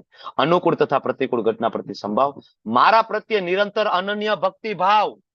જો કૃષ્ણ પ્રત્યે અનન્ય ભક્તિ છે તો એ વ્યક્તિ જ્ઞાની છે, નહીતર એ વ્યક્તિ મૂર્ખ છે. બહારથી ભલે ગમે એટલું બોલતો હોય, શ્લોકો બોલતો હોય, થિયરીઓ બોલતો હોય, સ્ટેજ ઉપર બોલીને મોટા મોટા પ્રવચન આપતો હોય, પણ જો કૃષ્ણને ભગવાન નથી માનતો, ભગવાન પોતે કે છે મારા પ્રત્યે નિરંતર અનન્ય ભક્તિ નથી, ઇસ મૂર્ખ, ફુલિશ છે. એકાંતવાસની ઈચ્છા થવી જોઈએ. આપણે બધા શું કરીએ છીએ સવાર સવારમાં? આ એકાંતવાસ. આપણે આખા ભૌતિક જગતથી ડિસ્કનેક્ટ છીએ અત્યારે, તમે હું બધા જ, બરાબર. એકાંતવાસની ઈચ્છા, સામાન્ય જનસમૂહથી અલિપ, જ્યાં સતત ચર્ચાઓ થાય છે ફિલ્મની, ક્રિકેટની, માયાની, છોડો. બરાબર, આત્મ સાક્ષાત્કારના મહત્વનો સ્વીકાર કરો. હું શરીર નથી, આત્મા છું, આ સ્વીકાર કરો, સમજો. અને પરમ બ્રહ્મની તાત્વિક શોધ કરો. શાસ્ત્ર વાંચો, પરમ બ્રહ્મ ભગવાન શ્રી કૃષ્ણની તાત્વિક શોધ કરો. આને કીધો છે જ્ઞાની, બાકી બધા મૂર્ખ છે. તો જ્ઞાનની વ્યાખ્યા થઈ ગઈ. ભગવાન કે હું તને જ્ઞેય વિશે કહું. જ્ઞેય કોને કહેવાય? જ્ઞેય એટલે જે જ્ઞાનને જાણીને અલ્ટિમેટલી ગોલ શું તમારો, કે એકવાર તું જ્ઞેય વિશે જો જાણી લઈશ ને તો પછી તો તને નિત્ય આસ્વાદન કરીશ. શેનું? બ્રહ્મનું, દિવ્ય આનંદ, બરાબર. અને એ કોણ છે જ્ઞેય? તો કે એ હું પોતે પરમાત્મા. એટલે હવે પરમાત્મા વિશેના શ્લોક આવે છે. પરમાત્મા સર્વ ઇન્દ્રિયના આદિ સ્ત્રોત છે. આપણી બધી ઇન્દ્રિયો ક્યાંથી આવી? પરમાત્માથી. પંચમહાભૂત ક્યાંથી આવ્યું? ભગવાને આપણને આપ્યું છે. ઇન્દ્રિય શેની બનેલી? પંચમહાભૂત. છતાં તેઓ ઇન્દ્રિય રહિત છે. એટલે ભગવાનને આંખ, નાક, કાન, જીભ કઈ છે નહીં. ભગવાન નિરાકાર. આવો અર્થ થાય નહીં. આપણી ઇન્દ્રિય અને ભગવાનની ઇન્દ્રિય સરખી નથી. આપણે આંખથી જોઈ શકીએ છીએ, ભગવાન આંખથી જમી પણ શકે છે. વિષ્ણુ પુરાણમાં છે, વેદોમાં પણ છે, બરાબર. આપણે સંતાન ઉત્પત્તિ કરવી હોય તો સ્ત્રી પુરુષ, બરાબર, બે વ્યક્તિ જોઈએ. પણ ભગવાને, વિષ્ણુજીએ બ્રહ્માજીને ઉત્પન્ન કર્યા છે, એમાં લક્ષ્મીજીની હેલ્પ નથી લીધી. બ્રહ્માજીના નાભીમાંથી, સોરી, ગર્ભોદક્ષાએ વિષ્ણુજીના નાભીમાંથી બ્રહ્માજી પ્રગટ થયા છે. તો આપણી ઇન્દ્રિય અને ભગવાનની ઇન્દ્રિયમાં તફાવત છે. આપણી ભૌતિક ગુણો દ્વારા દૂષિત પંચમહાભૂતમાંથી બનેલી ઇન્દ્રિય. ભગવાનની ઇન્દ્રિય ભૌતિક પ્રકૃતિના ગુણોથી દૂષિત નથી, પંચમહાભૂતની બનેલી નથી. એટલે એને ઇન્દ્રિય રહિત કીધા છે. સર્વ જીવોના પાલન કરનાર છે. કોણ? ભગવાન. અનાસક્ત છે. એવું નથી કે બહુ આસક્તિ છે, નહીં. ભગવાન એના ગોલોકધામમાં છે. તેઓ પ્રકૃતિના ગુણોથી પરે છે. સત્વગુણ, રજોગુણ, તમોગુણ એનું કઈ બગાડી શકતું નથી. અને ભૌતિક પ્રકૃતિના સર્વે ગુણોના એ સ્વામી છે. માયાદેવીના એ સ્વામી છે. એને કોઈ પાપ, પુણ્ય, શ્રાપ, વરદાન કઈ લેવા દેવા નથી. એનેથી ઉપર છે. આ પ્રમાણે ભગવાન કહે છે અર્જુનને કે મેં તને, અર્જુન, કાર્યક્ષેત્ર વિશે કીધું, જ્ઞાન વિશે, જ્ઞેય વિશે, આ બધું સમજાયું. સમજાય છે? ભગવાન કે કોને સમજાશે? મદ ભક્ત એતદ વિજ્ઞાય. કોણ સમજી શકવાનું છે? માત્ર મારા ભક્તો. કેવળ મારો ભક્ત હશે, મને ભક્ત બનવાની કોશિશ કરતો હશે, મારો ભક્ત બનવાની કોશિશ કરતો હશે, મને શરણાગત થવાની કોશિશ કરતો હશે, જપ કરતો હશે, બરાબર, મને પરમ તત્વ માનતો હશે, આવો જે મારો ભક્ત છે, મદ ભક્ત એતદ વિજ્ઞાય, માત્ર એ જ જાણી શકશે અને એ મારા ભાવને પામશે. મતલબ ભગવત ધામમાં આવશે, બીજા કોઈ. બાકી બધા માથા ખંજવાળશે. 13મો અધ્યાય વાંચશે, આત્મા છે ને પરમાત્મા છે ને કઈ સમજાતું નથી. ઘડીક પરમાત્મા આવે, ઘડીક આત્મા આવે, ઘડીક 24 તત્વો આવે, શું લખ્યું છે રામ જાણે. જલ્દી પૂરું થાય તો સારું. સમજાય નહીં. શું કામ? આપણામાં દદામી બુદ્ધિ યોગમ ના થયું. ક્યાં કીધું તું દદામી બુદ્ધિ યોગમ? 10મા અધ્યાયના 8, 9 ને 10મા શ્લોકમાં. 10.10 દદામી બુદ્ધિ યોગમ, બરાબર. પછી 11માં શું કીધું તું? જ્ઞાન દીપેન ભાસ્વતા. હું જ્ઞાનનો દીપક લઈને તમારા હૃદયમાં આવે, જેથી તમે ભગવદ ગીતા સમજી જશો. કીધું તું ને આપણે ચતુશ્લોકી ગીતામાં, બરાબર. એટલે આ મહત્વનું છે. ભક્ત ભૌતિક પ્રકૃતિ તથા જીવોને અનાદિ સમજવા, કારણ કે ભગવાન અને કોઈ કહેવાય કે મેન્યુફેક્ચરિંગ ડેટ નથી. પ્રકૃતિ ક્યારે બનાવીને જીવો ક્યારે બને અનાદિકાળથી છે. અને એના જે વિકાર સુખ દુઃખ ને બધું અહીંયા થાય છે કારણ કે પ્રકૃતિ જન્ય છે. સત્વગુણ રજોગુણ તમે ગુણ સિલેક્ટ કરો છો એ મુજબ કાર્ય કરો છો એટલે તમને દુઃખ થાય સુખ થાય અને જેના કારણે આપણને 84 લોક યોનિઓ આગળ મળે છે. 3 ગુણના કારણે જે આપણે આવતીકાલે ભણવાના. પ્રકૃતિ સર્વ ભૌતિક કારણો તથા કાર્યોની હેતુ છે. જે કયા જોવા મળે જીવ આ જગતના વિવિધ સુખો તથા દુઃખો ભોગવાનું કારણ બની જાય છે. બનવાનું નથી પણ એ બની ગયું. બરાબર. કોના કારણે? પ્રકૃતિના કારણે. શું કામ એવું થયું? તો કે જીવની પોતાની ઈચ્છા છે. શું? તો કે ભોગ ભોગવવા છે. ભોગ ભોગવવા માટે પ્રકૃતિ માયાદેવીનું નિર્માણ થયું કે એક બેલેન્સ લેવલમાં ભોગ તમે ભોગવો. એક બંધારણ, એક આપણો કાયદો, એક આપણો નિયમ, એ જ માયાદેવી. બરાબર. પણ આપણને તો બરાબર ને બહુ મજા આવે છે. એક વ્યક્તિ વૃક્ષને દાડે લટકેલો છે, ઉપર ભગવાન સાક્ષાત આવ્યા છે, હાલ લઈ જાવ. ના અહીંયા બહુ મજા છે પ્રભુ. ઉપરથી મધ પડે છે અને જો આમ જીભ કાઢીને ચાટે છે. બહુ મજા છે, બહુ મજા છે, આનંદ. અરે ભાઈ હાથ છૂટી જશે, નીચે કાળોતરા નાગ છે, ડસી લેશે તો બરાબર ને. હમણાં શરીર પૂરું થઈ જશે, નીચલી યોનીમાં જશો તો, નીચલા લોકમાં જશો તો નહીં. એવું નહીં થાય. એવું નહીં થાય તો હાથથી રેડી છે તમારું વૃક્ષ આખું મૂળિયા સહિત કાઢી નાખશે. બરાબર ને. ગમે ત્યારે આપણે એમ થાય કે ના કાલ ભક્તિ કરી લઈશું, બહુ મજા આવે. રોડ ઉપર જતા હોય બરાબર, ધડાંગ દઈને એક્સિડન્ટ, પૂરું. હાથી આખું વૃક્ષ ઉખાડીને ફેંકી દીધું તમારું મૂળિયા સહિત. ક્યારે ભક્તિ કરવાના? અચ્છા એવું નહીં થાય, અમે બહુ શાંતિથી ને વ્યવસ્થિત, આવું અમારી સાથે નહીં થાય. તો ઉપર આ કાળો ને સફેદ ઉંદર દેખાય છે જે ડાળ કોતરી રહ્યો છે, એ કોણ છે? એ દિવસ અને રાત છે. દિવસ અને રાત છે એ તમારી જીવન રૂપી ડાળીને કોતરી રહ્યો છે. એક દિવસ તો આ ડાળી તમારી તૂટવાની અને તમે ધડામ દઈને નીચે પડવાના છો. એની પેલા ઉપર હાથ પકડી લો તો નીચે નહીં પડો. ક્યાં જાશો? જન્મ કર્મ ચમે દિવ્યમ એવમ યો વેતિ તત્વતઃ ત્યક્તા દેહમ. જેવો આ દેહને ત્યક્તા છોડશો, પુનર્જન્મ નૈતિ મામેતિ સોરતી. બીજી વાર જન્મ જ નહીં થાય. નીચે કે ઉપર નહીં, સીધું ભગવત ધામ. બરાબર. આગળ કહે છે આ પ્રમાણે જીવ પ્રકૃતિના 3 ગુણોને ભોગવે છે. સત્વગુણ સિલેક્ટ કરીને ભોગવે, રજોગુણ, તમોગુણ અને પ્રકૃતિમય જીવન જીવે. અને ભૌતિક પ્રકૃતિના સંગના કારણે આ થયું. અને આના કારણે ક્યારેક કૂતરો બને, ક્યારેક ડુક્કર બને, ક્યારેક ઇન્દ્ર બને, ક્યારેક ઉપરની જોની, ક્યારેક નીચેની જોની. ઠીક છે? એના કારણે સત્વગુણ, રજોગુણ, તમોગુણ આના સિલેક્શનના કારણે. ઓકે. હવે પરમાત્મા ક્યાં રહે છે? જ્ઞેય વિશેની વાત છે. પરમાત્મા ક્યાં રહે છે? ત્યારે ભગવાન કહે છે ઉપદ્રષ્ટા હનુમંતા છે ભરતા ભોગતા મહેશ્વર. અર્જુન, હું એ જ દિવ્ય ભોગતા, એ જ ઈશ્વર, સર્વોપરી સ્વામી છું, બધાનો સાક્ષી છું, અનુમતિ આપનાર તરીકે બધાના હૃદયમાં હાજર રહું છું. દેહેસ્મિન, હું એ જ દેહમાં હાજર રહું છું. જેને પરમાત્મા તરીકે ઓળખાય છે, જે મારો શિરો દક્ષાઈ સ્વરૂપ છે. આગળ કહે છે અર્જુન, હું જ છું. ઈશ્વર સર્વભૂતાનામ હૃદય છે અર્જુન તિષ્ઠતિ. એ ઈશ્વર હું છું. બરાબર. તો જે મનુષ્ય પ્રકૃતિ જીવ તથા પ્રકૃતિના ગુણોની આંતરક્રિયા, આ તત્વજ્ઞાનને સમજી જાય. કયું? તો કે એક તો પ્રકૃતિ જે પંચમહાભૂતની આજુબાજુમાં છે, તમારી આજુબાજુ, તમારો ઘર, પરિવાર, સંસાર, સમાજ, જ્ઞાતિ, દેશ, જાતિ, વોટેવર. બરાબર. પછી જીવ પોતે એટલે કે આત્મા. હું શરીર નથી, આત્મા છું, એ જાણી લીધું. આખો સંસાર જાણી લીધો. અને પ્રકૃતિના ગુણોની આંતરક્રિયા. પ્રકૃતિના ગુણો કયા? સત્વગુણ, રજોગુણ ને તમોગુણ. જે આપણે આવતીકાલે જોશું કે સત્વગુણમાં કામ કરશું, મરશું તો ઉપર જશું. રજોગુણમાં કામ કરશું, મરશું, અહીંયા. તમોગુણમાં કામ કરશું, મરશું, નીચલી યોની. આ જે પ્રક્રિયા કોઈ જાણી લે છે, ખબર પડી જાય કે આ એકેયમાં આપણે પડવાનું નથી. સત્વગુણ નહીં, રજોગુણ નહીં, તમોગુણ નહીં. બાકી બધા સાત્વિક પાછળ પડેલા છે. જુઓ તમે સમાજમાં, ને એ માણસ તો સાત્વિક છે. સાત્વિક માણસનું મૃત્યુ થાય તો એને ભગવત ધામ નથી મળતું, આગળ આવશે. બરાબર. તો આ જે જાણી લે છે નિશ્ચિત મુકામને પામે છે. વર્તમાન સ્થિતિ ગમે તેવી હોય, પુનર્જન્મ નહીં થાય, ભગવાન કહે છે. બરાબર. કેટલાક મનુષ્ય પરમાત્માને ધ્યાન, અલગ અલગ પદ્ધતિ ભગવાન કહે છે. કોઈ ધ્યાન દ્વારા, કોઈ જ્ઞાન દ્વારા, ને કોઈ નિષ્કામ કર્મ દ્વારા. આ અર્જુન અલગ અલગ પગથિયા છે મને મેળવવાના. પણ મેં તને ગઈકાલે સરળ રસ્તો આપ્યો છે. કયો? તો કે ભક્તિ. એટલે આપણે એ રસ્તા મુજબ જઈશું. હવે કોઈ એમ કે ના ના તમે કયો છો પ્રભુજી, પણ આ વાંચવાનું બધું તો હવે અમે અભણ, લખતા આવડે નહીં, વાંચતા આવડે નહીં, નોટ બનાવતા આવડે નહીં, તો અમને ભગવાન ન મળે. ભગવાન કે એવું કાંઈ નથી. 13મા અધ્યાય 26મા શ્લોકમાં કૃષ્ણ એમ કહે છે કે આધ્યાત્મિક જ્ઞાનના જાણકાર જે ના હોય, જેને નથી ખબર બરાબર ભગવદ ગીતા વિશે, તેને શું કરવું? તો કે અન્ય લોકો પાસેથી શ્રુત્વા, શ્રુત્વા એટલે સાંભળવું, શ્રવણ કરવું. બરાબર. કોની પાસે સાંભળવું? તો કે જે ઉપાસતે, મતલબ જે અધિકારી પુરુષ હોય, જે કૃષ્ણના ભક્ત હોય, એવું નહીં કે પોતે કૃષ્ણનો ભક્ત નથી ને પાછો ભગવદ ગીતા વિશે બોલી રહ્યા છે, પોતાના જીવનમાં એક શ્લોક ઉતાર્યો નથી, પોતે શ્લોક પોપટની જેમ બોલે છે. આની પાછળ નહીં સાંભળવાનું. બરાબર. પદ્ધતિ શું છે જ્ઞાન પ્રાપ્ત કરવાની? તો કે 4 પરંપરા. એવમ પરંપરા પ્રાપ્તિ મિમમ રાજર્ષો યોવિદુ. આ આપણે કન્સેપ્ટ ચોથા અધ્યાયમાં ક્લિયર કર્યો કે પદ્ધતિ આ છે કે આ જ પદ્ધતિમાં આવનારો વ્યક્તિ કૃષ્ણ ભક્ત હોય, અનન્ય ભક્ત હોય, એની પાસેથી શીખવાનું છે. અધિકારી પુરુષ પાસેથી, જે ગુરુ શિષ્ય પરંપરામાં હોય, આની પાસેથી જો કોઈ ખાલી સાંભળી લે ને તોય જન્મ મૃત્યુના માર્ગને પાર કરી દે. કેટલું આ ભગવદ ગીતાના જ્ઞાનનું મહત્વ તો જો. ખાલી સાંભળવાનું, ઓનલી હિયરિંગ. જે મનુષ્ય પરમાત્માને સર્વ શરીરોમાં આત્માની સાથે રહેલો જાણે છે, સમજે છે કે આ શરીરમાં રહેલો આત્મા કઈ કરતો નથી, પરમાત્મા ક્યારેય નષ્ટ નથી થતો, આ હકીકત છે.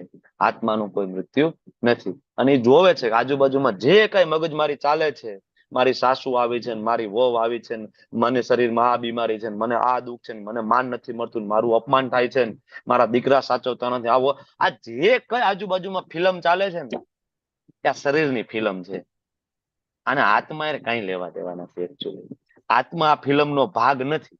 પણ પ્રોબ્લેમ એ થઈ ગયું કે આપણે આત્માના ફિલ્મનો ભાગ બનાવ્યું અને આપણે એ ભૌતિક પરિસ્થિતિ આની મુજબ આપણે સુખી અને દુખી થઈ જાય છે.